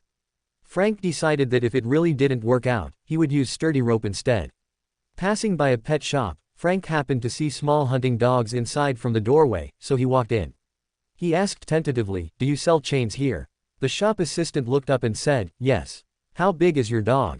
What breed is it?" Frank, the largest size will do." The attendant brought out a chain that was 10 meters long and weighed over 20 pounds, formed by linking rings together one by one. Frank really hadn't expected the largest size to be this heavy. What kind of dog deserved such a heavy chain? However, Frank ultimately bought the chain. To him, being a planter, 20 pounds wasn't heavy at all. After returning to his hotel, Frank checked out. He intended to find a hotel further away from the train station. But he suspected that he wouldn't be able to go very far at all. This proved to be true. Once he went beyond a certain distance from the train station, Frank felt an instinctive resistance as he tried to walk further. Frank knew he had reached the furthest distance Father Yutravsky allowed him to travel. Frank found a very secluded hotel nearby and told the owner to come clean his room in 2 days, paying for only 2 days of accommodation. Upon entering the room, Frank securely fixed himself in place with the chains and locks. He wrapped the keys in white paper boxes, on which he had prominently written in red ink phrases like, "You have been suggested," and scattered the white boxes everywhere. Fearing that he might seek help from others, Frank even gagged himself. Furthermore, Frank tied various knots on his hands with rope. Securing the rope firmly to the furniture, it would be impossible to untie them in less than 3 hours. Only then did Frank feel at ease. Finally, Frank transferred his consciousness into the red thin tube. 2 p.m. Frank had been in the red thin tube for 2 hours when suddenly, a suction force emanated from his body. Frank's consciousness resisted with all its might, but to no avail. However, this had been expected. It also indirectly confirmed the importance of Frank's body to the red thin tube. Frank opened his eyes. He wanted to climb off the bed and rush to the train station to catch a train, but he found himself tied to the bed in a spread-eagled position. He knew he had tied himself up, but he didn't want to dwell on why he had done such a stupid thing right now. He only wanted to take the train to Pritz Harbor. Frank struggled constantly on the bed, but it was all in vain. He became increasingly agitated and wanted to scream, but his mouth was tightly gagged. His heart grew more and more violent and agitated. Except for his head, hands, and feet, areas with skin, pink granulation tissue slowly squirmed on other parts of his body.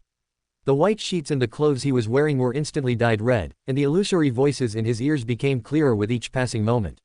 Frank tried hard to overcome his physical discomfort and the agitation in his heart. Only his 2 hands could move now, but they were wrapped in layers of knots. He had to untie these knots. Fortunately, although he had tied them randomly, he could eventually find the pattern to some of them. Little by little, the knots on Frank's hands became fewer and fewer. Just as only a few knots remained, the agitation in his heart receded like the tide. The moment the agitation faded, Frank remembered everything, which made him break into a cold sweat. Father Yutravsky's psychological suggestion was simply ridiculously strong. At that time, he hadn't wanted to think about anything at all. The only thought in his mind was to take the train to Pritz Harbor. After spending a few minutes untying the last few knots, Frank closed his eyes, and his consciousness quickly entered the red thin tube. With the help of the red thin tube, Frank saw that the dark spots existing within his head's spirit body had mostly disappeared. This hurdle has finally been cleared. Frank let out a long sigh of relief. However, it was not yet time to relax. Frank didn't know the situation on his end and whether Father Yutravsky could sense it. He had to leave Backlund quickly. Frank didn't intend to take the train either. He had deliberately chosen this location because it was very close to the East Balam dock. With the help of the keys, the chains on his body were very easily undone. He took the white boxes with writing on them outside the window and burned them to ashes. He didn't bother cleaning up the other chains and items. He grabbed his coat and walked out of the room. There was hardly anyone in the hotel in the middle of the day. There was only a chubby owner at the front desk. The chubby owner saw Frank coming down from upstairs and, seeing Frank covered in blood, turned pale with fright. "Do you have any clothes here?" Frank asked before the owner could speak. The chubby owner wasn't as tall as Frank, but Frank should be able to wear his clothes. The chubby owner stammered, "Yes, they are upstairs. Take me to get them." Frank took out a 2-pound banknote from his jacket pocket, handed it to the chubby owner, and continued, "Your bed sheets were dirtied. This is compensation, as well as money for the clothes." After wiping the blood off his body with a wet towel and changing into the chubby owner's suit, Frank opened the door. Frank had kept the chubby owner standing outside the door the whole time, fearing he would run away and call the police. As he walked out of the hotel door, Frank said, "You had better not call the police. My friend has been watching you from outside the whole time." After saying this, Frank quickly left the hotel and headed straight for the East Balam dock. After Frank left, the chubby owner tremblingly opened the room Frank had stayed in. The first thing he saw was blood-red bed sheets, and on top of the blood-red sheets lay a large chain. The chubby owner instantly backed away a few steps, hitting the wall behind him. After waiting for a while, the chubby owner finally gathered the courage to enter the room again to inspect it. "Thank goodness, it looks scary, but there's no corpse." The chubby owner patted his chest, the fat on his belly jiggling. However, he didn't dare call the police right away and decided to wait until evening. Frank ran wildly the whole way and reached the East Balam dock in less than half an hour. Walking into the ticket hall, he discovered that the ship to Tingen wouldn't depart until tomorrow morning. He planned to find a fishing boat first to leave Backlund as soon as possible. The boat was easy to find. It was a ferry. The boatman was an old man who didn't want to leave Backlund, but Frank settled it directly with money. Father Yutravsky would never have imagined that his generous travel expenses would directly become the assistance Frank used to run away. The boatman reminded Frank of the old man he used to go fishing with. He also had partially white hair, but the difference was that this old man was just an ordinary old man, rowing slowly and leisurely. Frank had learned how to row during his last fishing trip, so he simply had the old man sit to one side and rowed the oars so fast they seemed to fly. The small boat shot off like an arrow from a bow, just like Frank's heart, which had broken free from its cage and was no longer bound. As the sun set, the chubby owner saw the police off. The detective said it was the Weirda's own blood, which finally set the chubby owner's anxious heart at ease. 23 Azak. At the first light of dawn, Frank stood at the Tingen docks wearing a suit that belonged to the fat boss. Having grown accustomed to shirts and suspenders, wearing a suit suddenly felt quite unnatural. It was already September, and the weather in Tingen was beginning to turn cool, so his attire didn't seem out of place. He had caught a cargo ship to Tingen last night, allowing him to arrive half a day earlier than expected. Of course, this also meant the 10 pounds in banknotes that Father Yutravsky had provided him were spent early, and Frank now had only 11 solely left in his hands. Facts told Frank that having money was indeed good for getting things done, but money also really didn't last long. He planned to find Klein first, and then go find Kano in the evening. Kano should be waiting for him at the train station at night. Today was September 19, 1348, and he had been in this world for 11 days. From defecting from the Church of Mother Earth to being rescued by Katlia, from fishing to earn travel expenses to witnessing another world, from having psychological suggestions planted by Father Yutravsky to fleeing to Tingen, in these 11 days, Frank had truly lived one day as if it were two. Now, he wasn't as desperate to check the timeline. He wouldn't participate in the major events happening in Backlund, nor would he acknowledge Klein, as he didn't want to expose himself to the spotlight. Sitting on a carriage, Frank watched the street scenes of Tingen from the window. This city was truly worthy of being a famous university city. Since boarding the carriage, Frank had already passed by 3 universities. The names of these 3 universities didn't give Frank a sense of familiarity. Although Frank couldn't recall the university Klein attended, if it appeared before him, it would surely give him a sense of familiarity. Riding a carriage around the city was undoubtedly the fastest way to find the university Klein attended. Otherwise, with Frank's assets of 11 solely, how could he dare to take a carriage? Koi University. Near noon, Frank finally found the university Klein attended. History Department of Koi University, Mr. Azek, the teacher. As Frank thought this to himself, he got off the carriage. Finding a deserted spot, he climbed over the wall to get in. The guard actually said he didn't look like a student and refused to let him in, which made Frank very sad. It was lunchtime, and there were many students on campus. They evoked memories belonging to Zhang Wei, but looking at these memories still felt like viewing flowers through a dream. Following the signs, he quickly found the location of the history department, and on the faculty bulletin board of the history department, he even saw the name and photo of Azek Eggers. At this moment, a middle-aged man with a bronze complexion, medium build, black hair, and brown eyes walked towards Frank. Frank lowered his head to look at the photo, and then looked at the person approaching. He didn't expect Azek to come out of the teaching building at this time. He had just been studying Azek's photo, thinking about the description of Azek's appearance in Lord of the Mysteries, and making comparisons. He had been studying it for about a minute. Azek must have seen him. How should he lie? He really wanted to just call him father, but with a son as old as him, the other party might not acknowledge him. Frank thought to himself in an unreliable manner. Azek Eggers stopped in front of Frank, looking at the person in front of him with confusion. From the moment he kept staring at his photo, Azek had a feeling, which was why he came out of the teaching building. Frank finally thought of a brilliant idea and said, "My younger sister is going to apply for the history department of Koi University next year. I happened to come by today to see their teachers. Although it's a bit early to see her teachers at this time, I'm going to the southern continent in a few days. By the way, teacher, which grade do you teach? The depth in your eyes shows at a glance that you have extremely high research in history." Azek did not suspect anything. The person in front of him had confusion about the future, and perhaps going to the southern continent was not his wish either. "I am currently a 4th-year instructor in the history department. If your sister applies to the history department next year, I might be her teacher." Azek answered Frank's inquiry. In other words, there was less than a year left before Klein transmigrated. Bidding farewell to Azek, Frank climbed over the wall to get out. The purpose of coming to Tingen had been achieved, and he didn't intend to see Klein again. The original Frank could ascend to Sequence 5 within nearly 2 years, undoubtedly counting as a genius with the potential to be a regional bishop.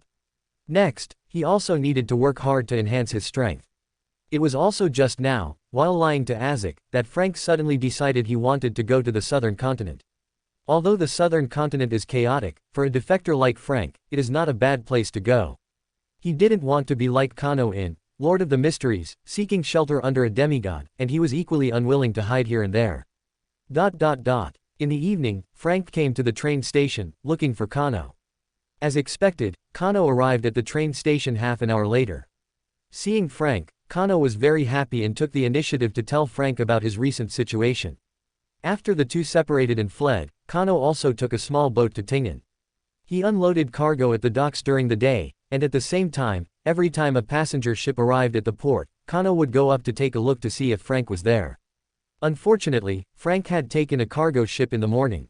In the evening, Kano would come to the train station to wait for Frank, and go back to sleep after 12 o'clock. Kano also took Frank to his own dormitory.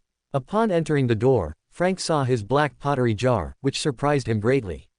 If he had to collect these mushrooms himself, who knew how long it would take? Frank thought of a question. Klein could put things into the gray fog, but could his red thin tube world hold things? Frank guessed that the red thin tube was a spatial mystical item, and it should be able to hold things, but he couldn't project his spirituality, so he could only put things on it through the means of sacrifice. But this required a corresponding honorific name.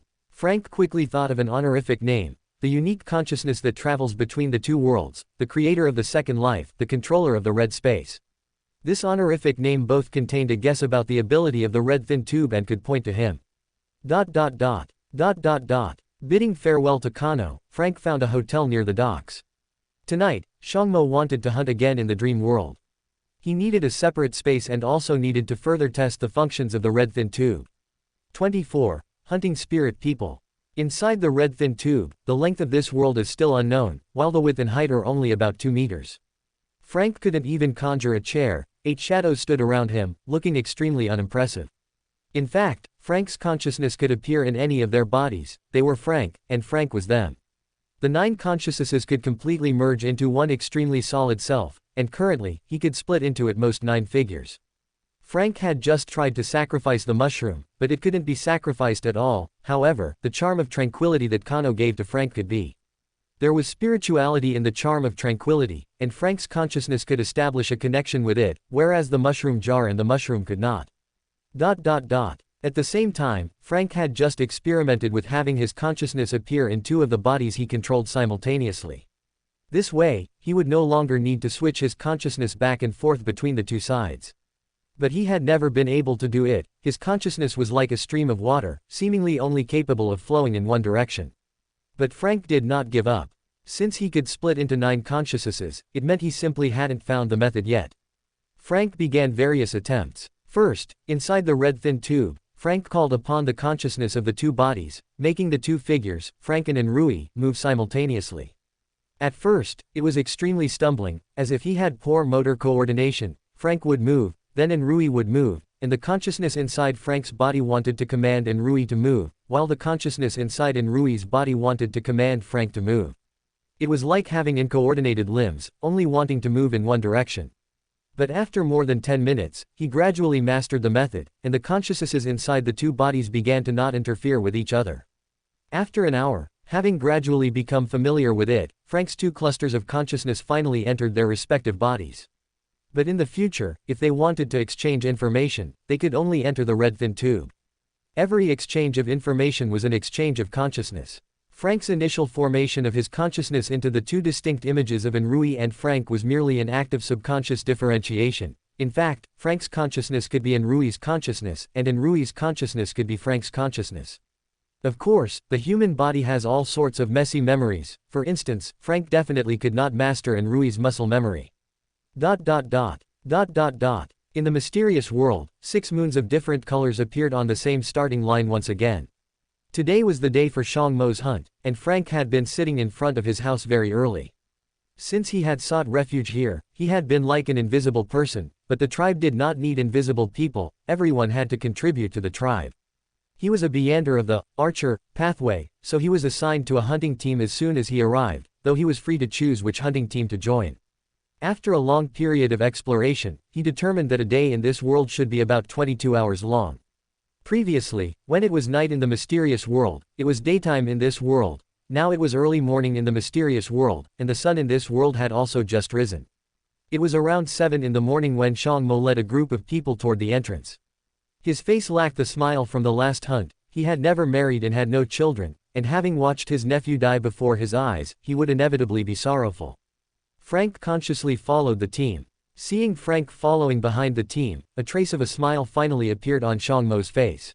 Shang Mo gestured for Frank to come over, and Frank walked up.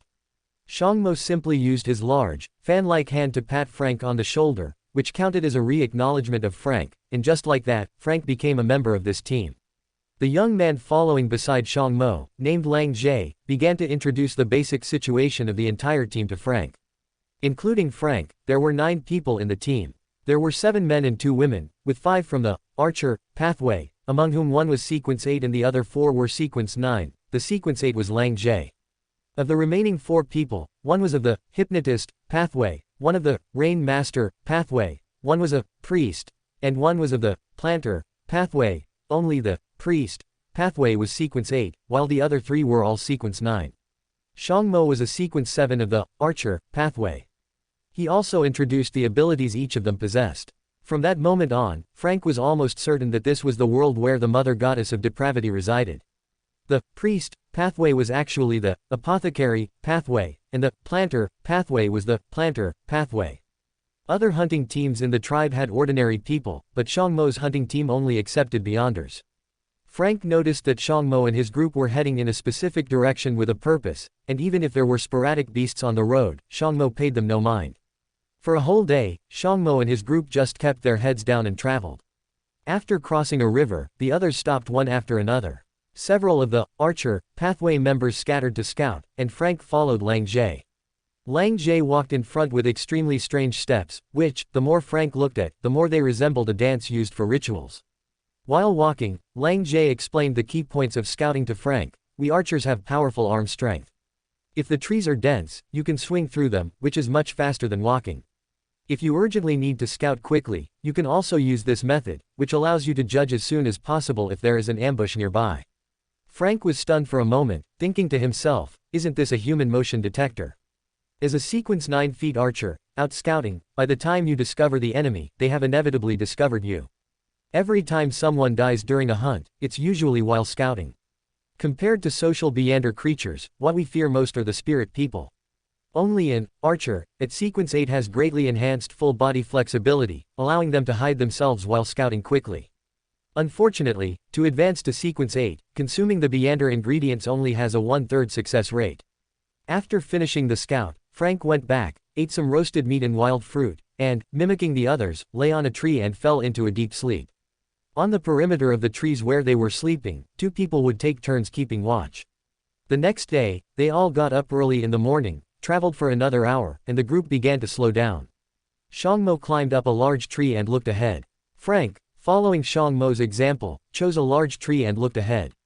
Under the powerful vision of the Archer potion, Frank saw a human tribe about 50 kilometers away.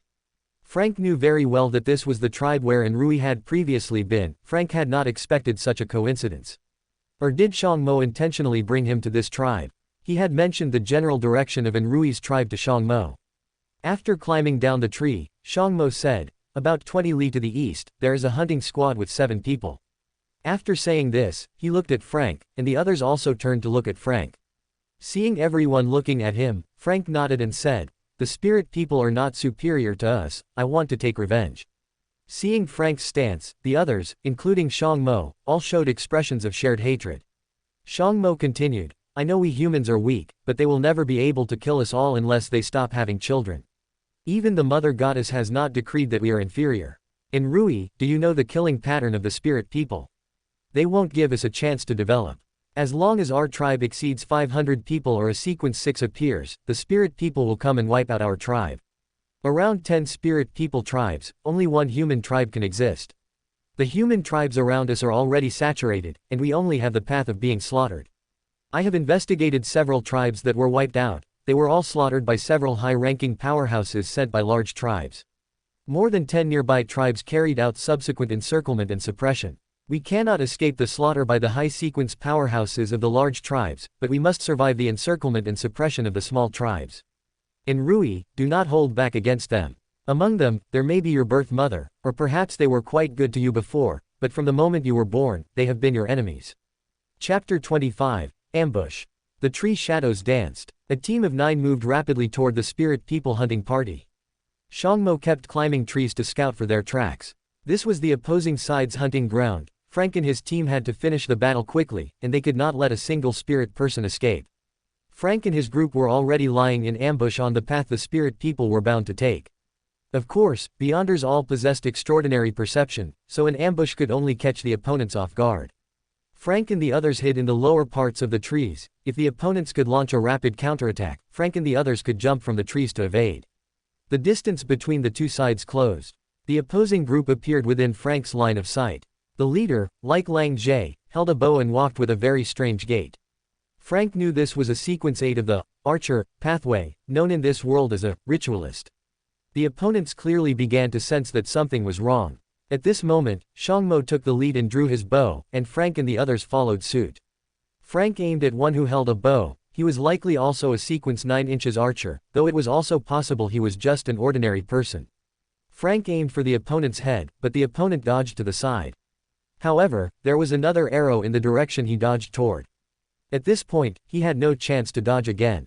The arrowhead easily pierced his skull, sending his entire body flying backward. His eyes were wide open, his pupils filled with terror and regret. Frank had knocked a total of 6 arrows. They were fired by Frank in extremely short intervals. Aside from the one aimed at the head, Frank had made predictions for the other 5 arrows from the start. 2 on the left and 2 on the right to prevent him from moving sideways, and 1 below to prevent him from crouching. And he had just seen himself collide directly with the arrow, Perhaps, before he died, he was thinking, why did I dodge to the right?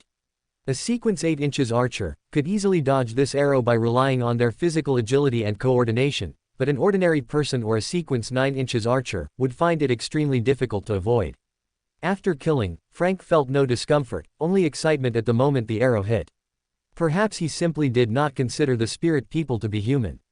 By the time Frank killed his opponent, only the leading ritualist remained out of the 7 opponents. He was always able to find gaps in the rain of arrows, dodging by relying on strange footwork.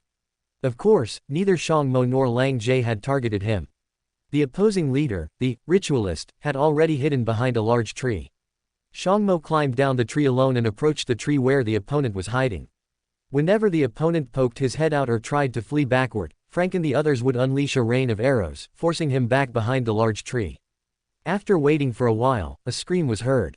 Then, Shangmo was seen walking out from behind the large tree, holding a somewhat transparent spirit person. The opponent was twisted and folded, his lumbar spine had already been broken. Frank carried the person he had killed and placed him together with the other corpses. In this battle, including the opponent's leader, Shangmo alone had killed 4 of them. A few minutes later, the Beyonder characteristics precipitated. The opponents had 4 Beyonders, 3 from the Archer pathway and 1 from the Priest Doctor pathway. Frank discovered that in this world where the Mother Goddess of Depravity resided, the only Sequence 9s with considerable combat power were archers. The spirit person Frank killed was, just as he had expected, a Sequence 9 inches archer, and he now had his first trophy. After burning all the corpses of the spirit people, the group of 9 began to head in another direction, where there was another hunting party. Frank hid himself at the waist of a tree. The hunting of the spirit people had been 3 hours ago, it was now around 12 o'clock. Frank thought about what Shangmo had just said. The opposing leader had an 80% chance of being a Sequence 7 inches archer, like Shangmo, and there were 11 people in total on the other side. Furthermore, this time Shangmo did not dare to climb the trees to search for the opponent's tracks, and the apothecary eagle also dared not conduct low-altitude reconnaissance. An hour ago, the apothecary's eagle had last scouted the position of the spirit people hunting party. At that time, the distance between the two sides was already less than 10 li. Now, the opponents could appear from any direction around Frank and his team at any moment. If they killed this hunting party, this tribe would no longer be able to pose a threat to their own tribe. Time passed quietly in the silence. Just as Frank discovered the team to his front left, a whistle sounded from the opposing team, and at the same time, the arrow in Shangmo's hand quickly left the string. They had been discovered, but it wasn't too bad. Fortunately, this team had appeared to Frank and his group's front left. The leader of this team was a burly man. Although he was not as sturdy as Shangmo, he was still over 2 meters tall. Following their previously agreed upon strategy, Frank quickly aimed at the person on the far left and released the string. 3 arrows flew out. The arrow on the left struck the opponent squarely in the temple, and Frank immediately sensed that the opponent was just an ordinary person. Shangmo killed another 3, Lang Jie killed 1, and Frank killed 1. Another was shot in the thigh and fell to the ground. Frank had no more opportunity to draw his bow as the remaining spirit people had finished hiding. Suddenly, 3 arrows flew out from behind a tree. Then, a person was seen falling from the tree next to Frank, his head already pierced by an arrow. He was dead beyond a doubt. It was the spirit person whose thigh he had shot. Wanting to go and finish him off with another arrow, he had been discovered by the burly man on the opposite side. Frank's heart skipped a beat, but he quickly steadied his mind. Both sides remained silent for over 30 seconds. The spirit people had been caught by surprise and did not dare to be certain which tree the arrows had been fired from, nor did they dare to reveal themselves easily. Aside from Shangmo, no one else in Frank's group dared to shoot arrows and expose themselves. The opponents still had 6 people, and Frank had 8, but they were too close to the spirit people's tribe. The longer the time dragged on, the more disadvantageous it became for Frank and his team. Just as the spirit person with the broken leg was about to enter behind the trees, Shangmo finally drew his bow and killed him. At the same time, Shangmo was also subjected to a series of arrow attacks, and Frank and 2 others also drew their bows to counterattack. Now, only archers, like Frank, could draw their bows. The others not only couldn't hit anyone but were also likely to expose themselves. Frank used the same trick as last time, knocking 6 arrows and firing them rapidly, but the opponent's coordination was too strong, and he did not manage to hit them.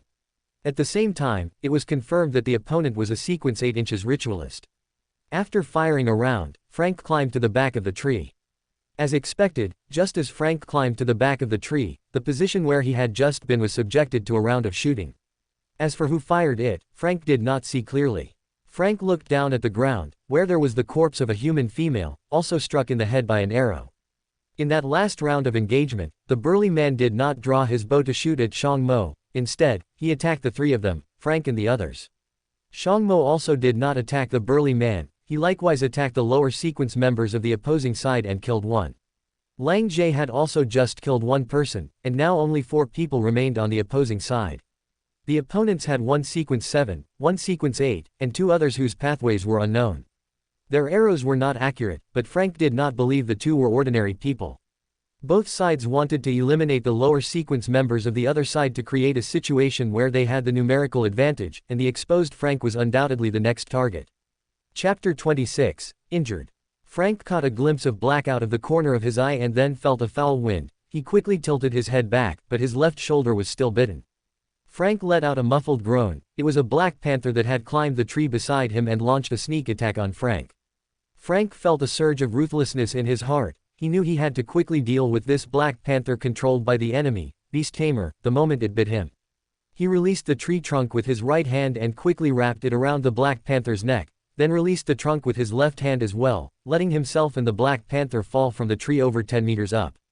As they fell, the spirit people shot several arrows, but Frank used the black panther to block them. By the time they hit the ground, the black panther's neck had already been snapped by Frank. The black panther's front claws were very powerful, leaving Frank's right ribs a bloody mess. If he had been facing the black panther head-on, he surely would have been disemboweled. The black panther was also used by the spirit people for reconnaissance, just like the eagle of Frank's Beast Tamer teammate. To gain a boost in vision, it had also consumed the Archer potion. After landing, Frank rolled and immediately used the black panther's corpse as a shield. 6 arrows immediately embedded themselves into the corpse. Using the momentum from the spirit people's arrows, Frank immediately hid behind a tree behind him.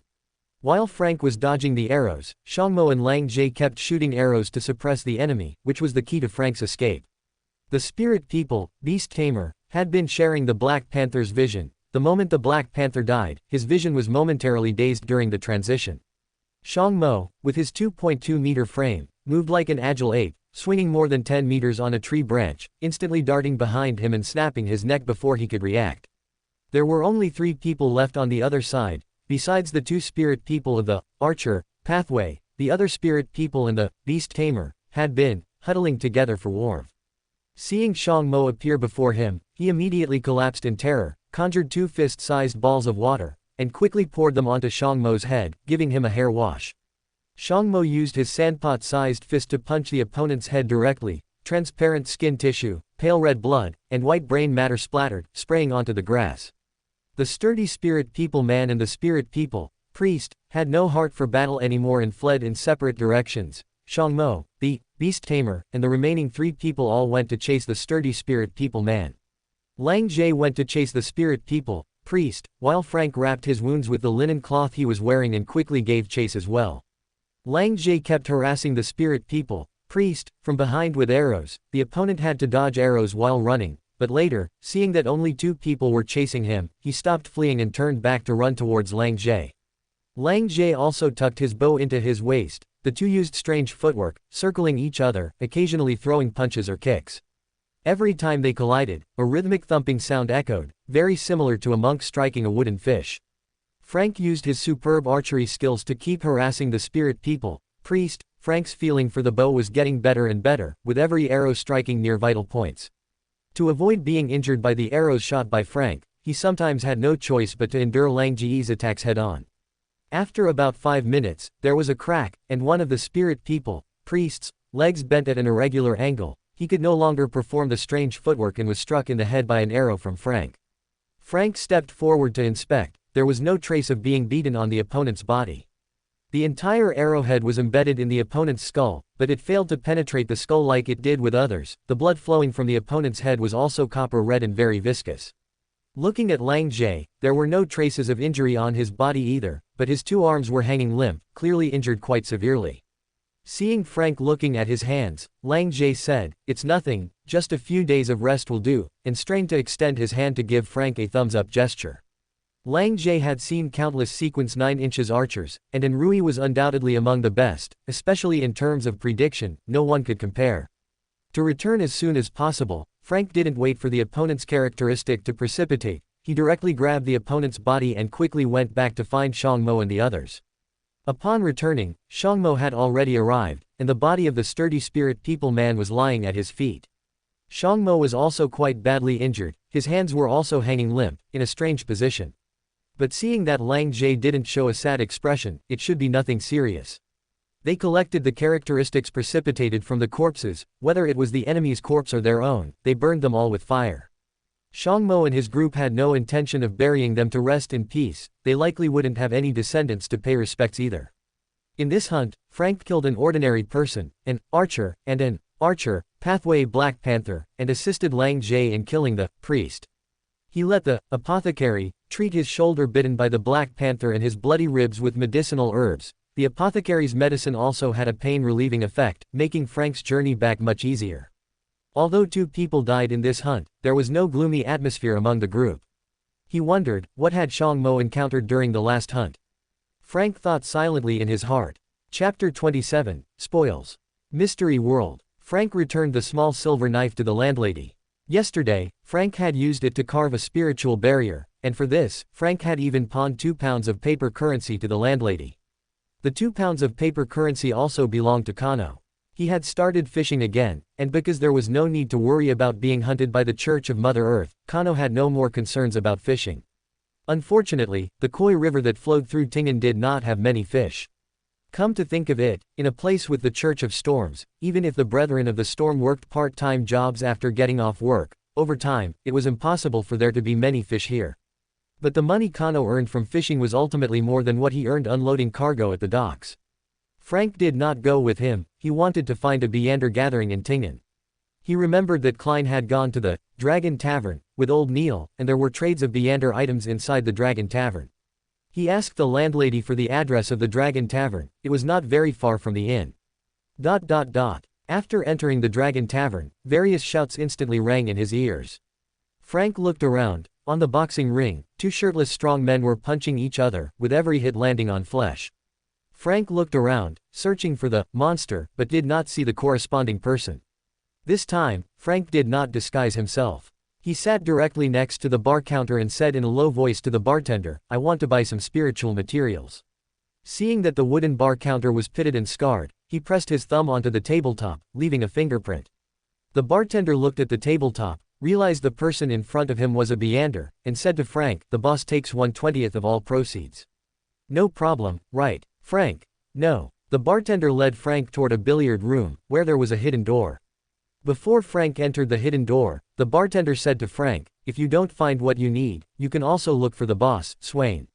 If you didn't bring enough money, the boss can also lend some." Frank nodded and walked into the secret room. Passing through several rooms in succession, the innermost room was the trading location. It was like a market inside, and there were quite a few people. Frank knew that this market could at most be considered an underground trading market, and many people here might not even know what a Beander was. Frank walked around and browsed, just like most of the people there. Sometimes, he would curiously ask what the strange things in their bottles and jars were. In a corner, there was a person selling poisonous powder, with samples placed nearby. Frank walked up and asked, "How much for this poisonous mushroom?" Frank had not collected the original form of this mushroom. The person looked like a 40-year-old farmer and replied, 10 souls for a jar of mushroom powder. Just use a little, and you'll see lots of little people flying in the sky. After saying that, he even smiled at Frank. A very realistic user experience, Frank muttered in his heart. In the end, Frank bought the poisonous mushroom sample for 2 souls. After packing the poisonous mushroom in a paper bag, the whispering in Frank's ears eased slightly. Frank also took a liking to a pistol, but unfortunately, the cheapest one cost 6 pounds. Frank was only here to get familiar with the route this time. He also didn't know if he could bring the Beander characteristic from the fallen Mother Goddess world to Earth through sacrifice. Fallen Mother Goddess world. Frank and his group were attending a bonfire party at this time. Compared to the silence of the last party, everyone was much more relaxed this time. Although the death of their teammates made everyone sad, they were not overly grief-stricken. Hunting spirit people, everyone had not intended to come back alive in the first place. Now there were only 7 people left in the hunting team, 3 archers and 1 apothecary. The doctor could heal, and his eagle could also serve as reconnaissance, but Frank felt that for the others, they weren't of much use for hunting spirit people. The only female in the team was a hypnotist, but a hypnotist was more about suggestion, vocal guidance, and making special sounds during the hunt to soothe the prey, allowing them to complete the hunt easily. After advancing to sequence 8, they could make their bodies transparent again, and their bodies would shrink. It was a bit like the assassin Frank was familiar with, but unlike what Frank knew, their bodies didn't gain much enhancement. Instead, they would sneak over and perform mental control. The Rain Master was a thin and weak young man. When he activated his ability, he could create a curtain of rain over 10 square meters. He was sensitive to water vapor, could find rivers miles away, and could also create and purify water. As for combat ability, he could create a fist-sized, relatively solid ball of water. If he encountered someone with strong defense, its only use was to wash the opponent's hair. As for the planter, he was in his 30s, of medium build. He could identify food for the team, predict the weather, had great physical strength, and could hold off prey with a sword. Hypnotist, archer, rain master, apothecary, etc., were standard equipment for a typical hunting team, which could effectively reduce unnecessary casualties. Especially the hypnotist, whose role in hunting was even stronger than that of an archer. However, such a standard setup was clearly not suitable for the small team led by San Mu. This time, except for the apothecary, the others didn't have much help for the hunt. Of course, typical hunting teams didn't have such strong strength, ordinary people made up half of them, and there were only 1 or 2 archers. Previously, this team led by San Mu had 6 inches archers. However, it was clearly no longer suitable for such a team to go hunt spirit people next time. When the party was about to end, San Mu said with a smile, "We were very successful in hunting the spirit people this time, but Nance and Jay died. Even if we humans live 1 more day, it's a gain, but we are not willing to live a cowardly life just to live 1 more day." The Beander characteristic spoils harvested from killing the spirit people this time are the same as before, those with promotion needs take them first.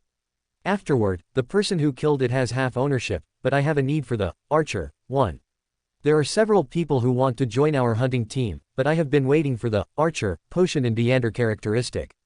You can exchange for other Beander characteristics. San Mu suddenly turned his head toward Frank and said, "And Rui, you are very impressive. Your archery is almost catching up to Lang Jie. Especially when killing that Black Panther. I thought you were dead for sure at the time, but you were able to protect your abdomen and quickly strangle the Black Panther to death. I didn't really believe it when I heard you say you had fought with spirit people before." After saying these words, he even walked over specifically to pat Frank on his right shoulder. San Mu continued, "I see you have already digested the archer potion. Do you intend to consume another archer Beander characteristic, or advance directly?" Whether it was consuming an archer Beander characteristic or consuming a priest Beander characteristic to complete the advancement, both counted as enhancing strength. The difference was that in this world, potions had no auxiliary materials. Advancing to sequence 8 had a 1/3 mortality rate, but strength would have a fundamental improvement. Frank did not hesitate and replied, "I want to advance to sequence 8. After hearing Frank's answer, worry appeared in Lang Jie's eyes. He had almost failed his own advancement before, and he knew very well just how dangerous it was. But after hearing Frank's answer, San Mu was very gratified. Only by risking their lives would there be a glimmer of possibility for the future of humanity. Chapter 28, Advancement. In the fallen Mother Goddess world, illusory whispers constantly echoed in his ears. Frank struggled to focus his mind, visualizing the bow that Enrui was most familiar with. 10 minutes later, the illusory whispers gradually diminished and finally vanished. Frank knew that he had successfully advanced to sequence 8 inches Sacrificer. The strength in his arms had increased once again. Frank felt it and estimated that it had at least doubled. By driving his body with the monster's pace, both his physical agility and defense would be greatly enhanced, and his perception of the outside world would also be significantly heightened. In Frank's view, it was a bit like adding a buff to himself in a game, but this buff would continuously transform his body. When the potion was fully digested, the blood within his body would take on a copper-red hue, become viscous, and the blood flow would slow down. This was the first time Frank had seen a potion that slowly transformed the body. When at sequence 9 inches archer, it also enhanced archery talent rather than granting superb archery skills. What a strange pathway, Frank muttered to himself, picking up the silver dagger by the bedside in the pale green, oval-shaped lump of Beander characteristic. The silver dagger had been found by Shang Mo, who had given it to him directly. The pale green Beander characteristic belonged to the sequence 9 inches apothecary, of the moon pathway, which was a piece of loot he had obtained in exchange. He intended to try sacrificing to himself to see if it could succeed. At this moment, on the other side in the Lord of the Mysteries world, Frank's consciousness had already entered the red thin tube. He used the silver dagger to carve a spirituality barrier around him and placed some spiritual materials nearby. As for symbols and the like, there was nothing at all, and Frank didn't know about them either. Because he was sacrificing to himself, the self on the other end was also ready, so the altar was omitted, everything was kept simple. In fact, Frank was imitating the ritual of sacrifice from Lord of the Mysteries, but Lord of the Mysteries used spiritual materials to open a channel to the corresponding hidden entity. However, Frank's sacrificial ritual felt different from Klein's sacrifice in Lord of the Mysteries, and he did not have enough occult knowledge to explore the differences. Frank opened his mouth and said softly, "The unique consciousness traversing two worlds. The creator of a second life. The controller of the red space. I pray that you accept my offering. I pray that you open the gates of the kingdom." After waiting for 2 seconds, a circular red channel appeared in front of Enrui's body. Frank's consciousness, standing within the red thin tube, immediately felt that the red thin tube was closely connected to a certain space. His consciousness looked along the connection and saw a lump of pale green Beander characteristic. It felt extremely similar to looking at his own body from the red thin tube world. Frank immediately connected his consciousness with the spirituality within the pale green Beander characteristic, thinking of sacrifice, thinking of bringing the characteristic into the red thin tube. The pale green Beander characteristic appeared inside the red thin tube. During this process, Frank didn't feel any strain at all. Perhaps it was because this lump of Beander characteristic was only the size of a gemstone. But Frank guessed that he might have unconsciously utilized the power of the red thin tube. Looking at the Beander characteristic at his feet, Frank was so happy he almost jumped up. From now on, he wouldn't have to worry about money anymore.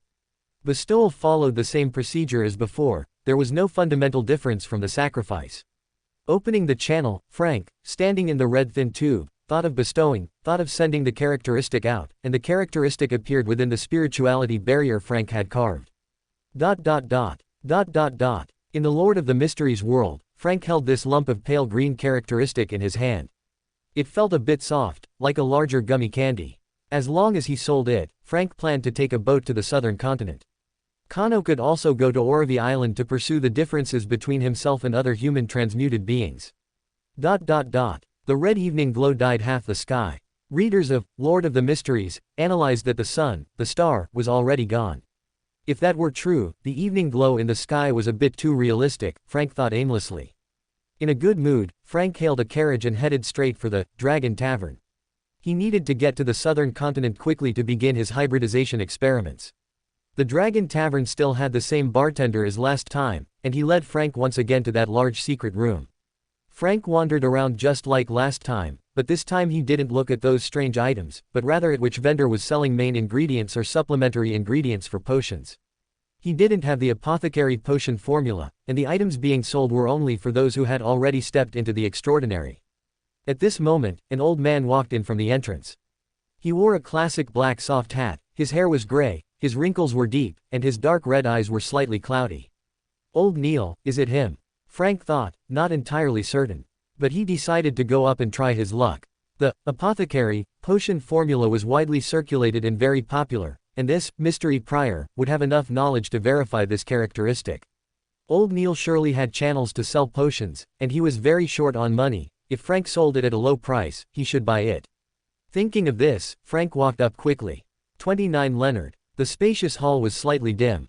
Old Neil scrutinized the person in front of him. He claimed to be a friend of Leonard Mitchell, but the two did not share a single similarity, and it was hard to imagine how they had become friends.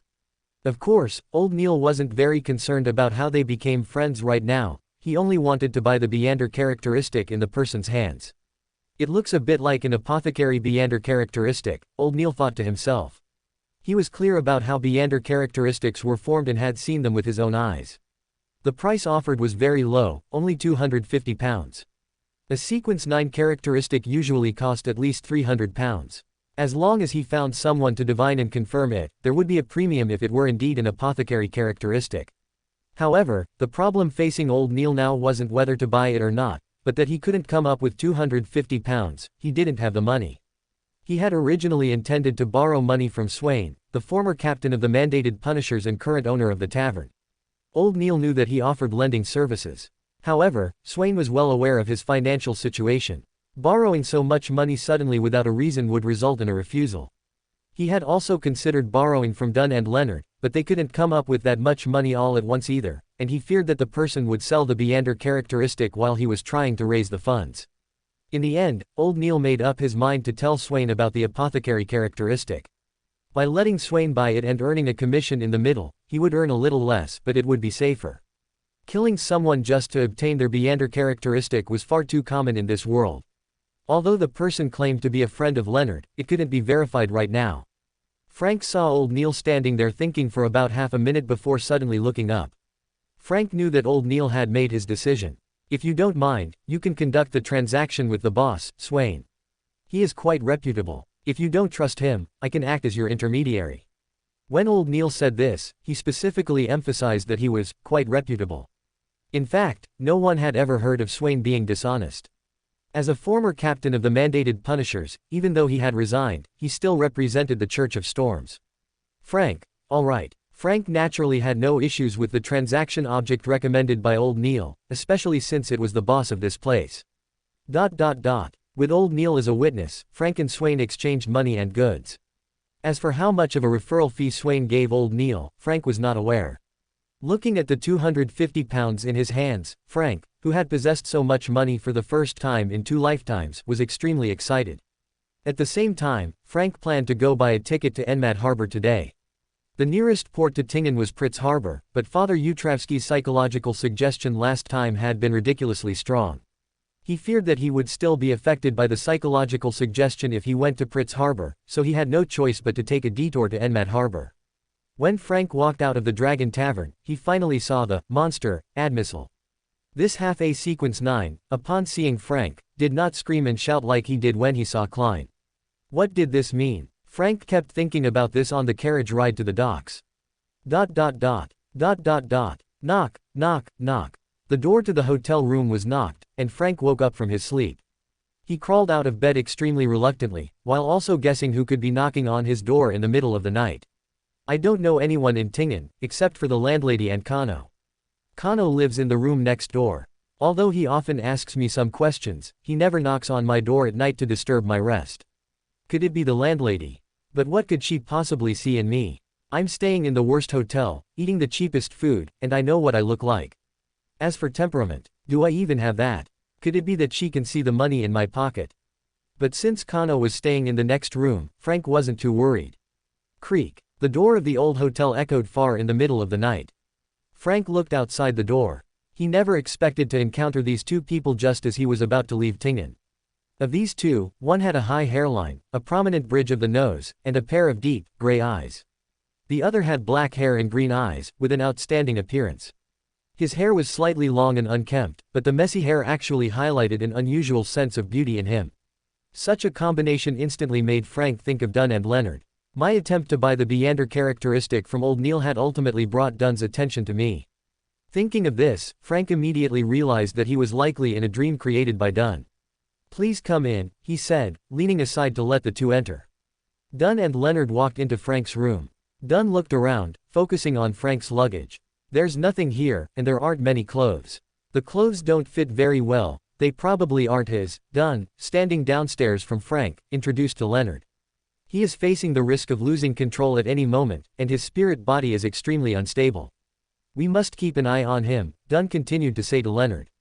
In the evening, after Dunn heard old Neil describe the transaction with Frank, he intended to come over and investigate this wild Beander. As soon as he unfolded the dream and saw the combination of Kano and Frank, he immediately knew their identities. The 2 had defected to the Loan Kingdom, and the Earth Mother had issued a bounty for them. As for the Evernight Goddess, the suggestion was that if they committed a crime, they should be apprehended. If they didn't, they just needed to be monitored continuously. After Dunn figured out their identities, he had intended to leave, but he discovered that Frank might lose control at any moment. After looking around the hotel environment, Dunn spoke as if he were chatting about daily life. How many days have you been in Ting'an? Frank answered honestly, today is the 5th day. What are you here for? Just passing through. How much longer are you staying? Leaving tomorrow morning at 8 a.m. I've already bought the ticket to leave. Leaving tomorrow. This was something Dunn hadn't expected, but losing control on a ship would be even more dangerous. After looking at Frank's ticket, Dunn and Leonard left the hotel where Frank was staying. Not long after the two left, the door to Frank's room was knocked on again. Frank scrambled up and looked around. The surrounding details were very clear. Frank knew that he had already left the dream, but who was knocking on the door now? Frank walked to the door, unlocked it, and opened it to see Kano standing by the door. I just discovered that someone used Beyonder powers, Kano said before Frank could ask. At the beginning, Dunn had used a simple group dream entry, and that was exactly when Kano noticed it. Dunn pulling Frank into the dream actually only took a few seconds. When Kano knocked on Frank's door, Dunn had just left. I'm fine, don't worry. Frank comforted Kano. He didn't intend to tell Kano about the encounter just now. Upon hearing that Frank was fine, Kano clearly relaxed his expression and bid Frank farewell before returning to his own room. Sitting in the carriage back to Blackthorn Security Company, Dunn pondered and said to Leonard. You should take the same ship as them tomorrow. That Frank might lose control at any moment, we must keep an eye on him. Chapter 30, Questioning. In the fallen Mother Goddess world. Frank had just returned from hunting with Shang Mo yesterday, and he was beginning to gradually integrate into this human tribe. The last few times the tribe distributed food, he hadn't gone. He had always gone out of the tribe alone to hunt small game. Today, he planned to go to the plaza to collect his share of food. After leaving his room, Frank headed straight for the tribe's largest plaza. Food was usually distributed at that plaza, and the tribe's main buildings were located there as well. Some people would also set up stalls in the plaza. Frank had only been guided there by the tribe's night gatekeeper on his first day to learn the way, but there was no one there at night. Today, Frank planned to stop by and take a look. But when the scene in the plaza fell upon Frank's eyes, his expression turned extremely grim. On a high platform in the center of the plaza, a naked man and woman were currently being whipped. The whip used to lash them had already been dyed red, and beads of blood continuously dripped onto the dirt below, leaving quite a few bloodstains at their feet. They were only 15 or 16 years old, with shackles on their feet and a square-shaped brand on their faces. Several young men nearby were making remarks about the whipped pair. The man surrounded in the middle was chubby with smooth skin and narrow eyes. In such a backward tribe, he wore a colorful, brilliant set of brocade clothes. Guess which of the siblings will die first? He said, wearing a wild, arrogant smile as he uttered those bone-chilling words. The men around him responded with sycophantic flattery. Looking around, the onlookers seemed completely accustomed to this. Some pointed and gossiped at the siblings, while others were entirely indifferent. The scene of Nance and Jay's death suddenly appeared before Frank's eyes. Their wide-open eyes and the arrows piercing their foreheads before they died were so vivid. Frank suddenly felt their deaths were not worth it. They had hoped that humanity could escape the slaughter of the spirit people, yet these scumbags were similarly torturing and killing humans. Frank knew the woman was already dead, and the boy was probably not far from it. Frank had never been a good person, and he had no intention of saving anyone. In the mysterious world, if 10,000 unrelated people were killed right in front of him, he wouldn't even bat an eye, because saving people would threaten his own life. In the fallen Mother Goddess world, in this tribe, even if this body of Enrui died, he would at most just switch to another body and start over. But even though he wouldn't die, he still wouldn't save the boy. On the contrary, he wished that as many people as possible would die here. Whether they were spirit people or humans, they could all be considered anchors for the Mother Goddess of Depravity. Frank wasn't sure what the Mother Goddess of Depravity needed anchors for. To combat a split personality. To counter the law of convergence and separation in the Beyonder world. Or perhaps to accommodate other Sephiroth. Or even to resist the influence of the original one. Of course, all of this was far too distant for him. But everything before his eyes was completely different from what he had imagined, and he wanted to figure out which was the reality. Frank jumped onto the high platform, patted the lackey on the left of the young man, and asked in a calm tone, pointing at the whipped, naked siblings, why are you killing them? Their brother shunned slaves. He wanted to give everyone some entertainment to see which one of them dies first. After saying this, the lackey continued to flatter the one called Brother Shun. Slaves. Frank muttered in confusion. There were no slaves even among the spirit people, yet humans, who could be slaughtered at any moment, actually had slaves. Frank looked around and saw that half of the people in the plaza had the same square-shaped brand on their foreheads as the youth. In Enrui's memory, the human tribe was like a paradise, but was this paradise? Was this the human tribe that people like Enrui, who lived in spirit people tribes, yearned for? The spirit people tribes didn't take pleasure in torturing and killing humans either, nor did they treat them as slaves. At most, it was a form of disregard, the disregard of not treating them as their own kind. At least, the tribe Enrui was in previously didn't do this. But why would slaves appear here? Can a human tribe like this truly have a future? What on earth are Shangmo and the others doing? What's the use of killing more spirit people? Or is Shangmo also one of those who tortures and kills humans, and he is merely the ruler here? In an instant, many thoughts flashed through Frank's mind. Previously, he had greatly admired Shangmo and the others for daring to rise up and resist, and he was willing to cast himself on the side of justice. But after seeing the suffering of the people at the bottom of the tribe, Frank suddenly found himself incredibly ridiculous. To think he had actually considered integrating into this tribe before. Frank also felt a sense of humiliation from being deceived, so he decided to go look for Shangmo. If Shangmo was just like that group of young men on the platform, he would choose to leave this tribe. What was the point of risking his life to hunt spirit people, only for these scumbags to survive in the end? After Frank walked a short distance, the sound of whipping behind him stopped. Frank looked back and saw that the whipped youth was no longer recognizable as human, with only his last breath remaining. But when Frank arrived at Shangmo's door, the sound of whipping started up again. It seemed they intended to beat him directly to death. Before Frank could even knock, the door opened from the inside, and Shangmo's towering figure, easily 2.2 meters tall, appeared in the doorway. Shangmo's room wasn't large, and the furnishings inside were still exactly as they had been when Frank first visited. Looking at Enrui's expressionless face, Shangmo had originally thought Enrui had come to bring him the good news of consuming the characteristic to promote, but it seemed that was not the case. Shangmo also pulled back his smile. Frank calmed his mind and asked, "Why does the tribe have slaves? Even the spirit people don't have slaves." Shangmo could hear the interrogation in Enrui's tone, but he didn't get angry and immediately gave his reply. "It's always been this way. It started thousands of years ago when the spirit people decided not to completely exterminate humanity," he then asked in confusion. "In the spirit people tribe you stayed in before, did the humans there not have this kind of system? Letting humans manage humans. There was. Enrui's father had been the chief administrator among them, but he had never oppressed the humans. After Enrui's father died, his uncles similarly did not oppress the ordinary people who weren't beyonders." Thinking up to this point, Frank suddenly had a guess as to why Enrui's former spirit people tribe had started massacring humans. The spirit people simply did not allow unity among humans. Creating greater conflicts among humans was a method the spirit people had devised after thousands of years of coexisting with humans. If humans themselves were incompatible as fire and water, how could they talk of resistance? Just as humans were thinking of resolving their own internal conflicts, they would invite the slaughter and butchery of the spirit people. Enrui's father had not followed the spirit people's demands and was eventually killed in silence.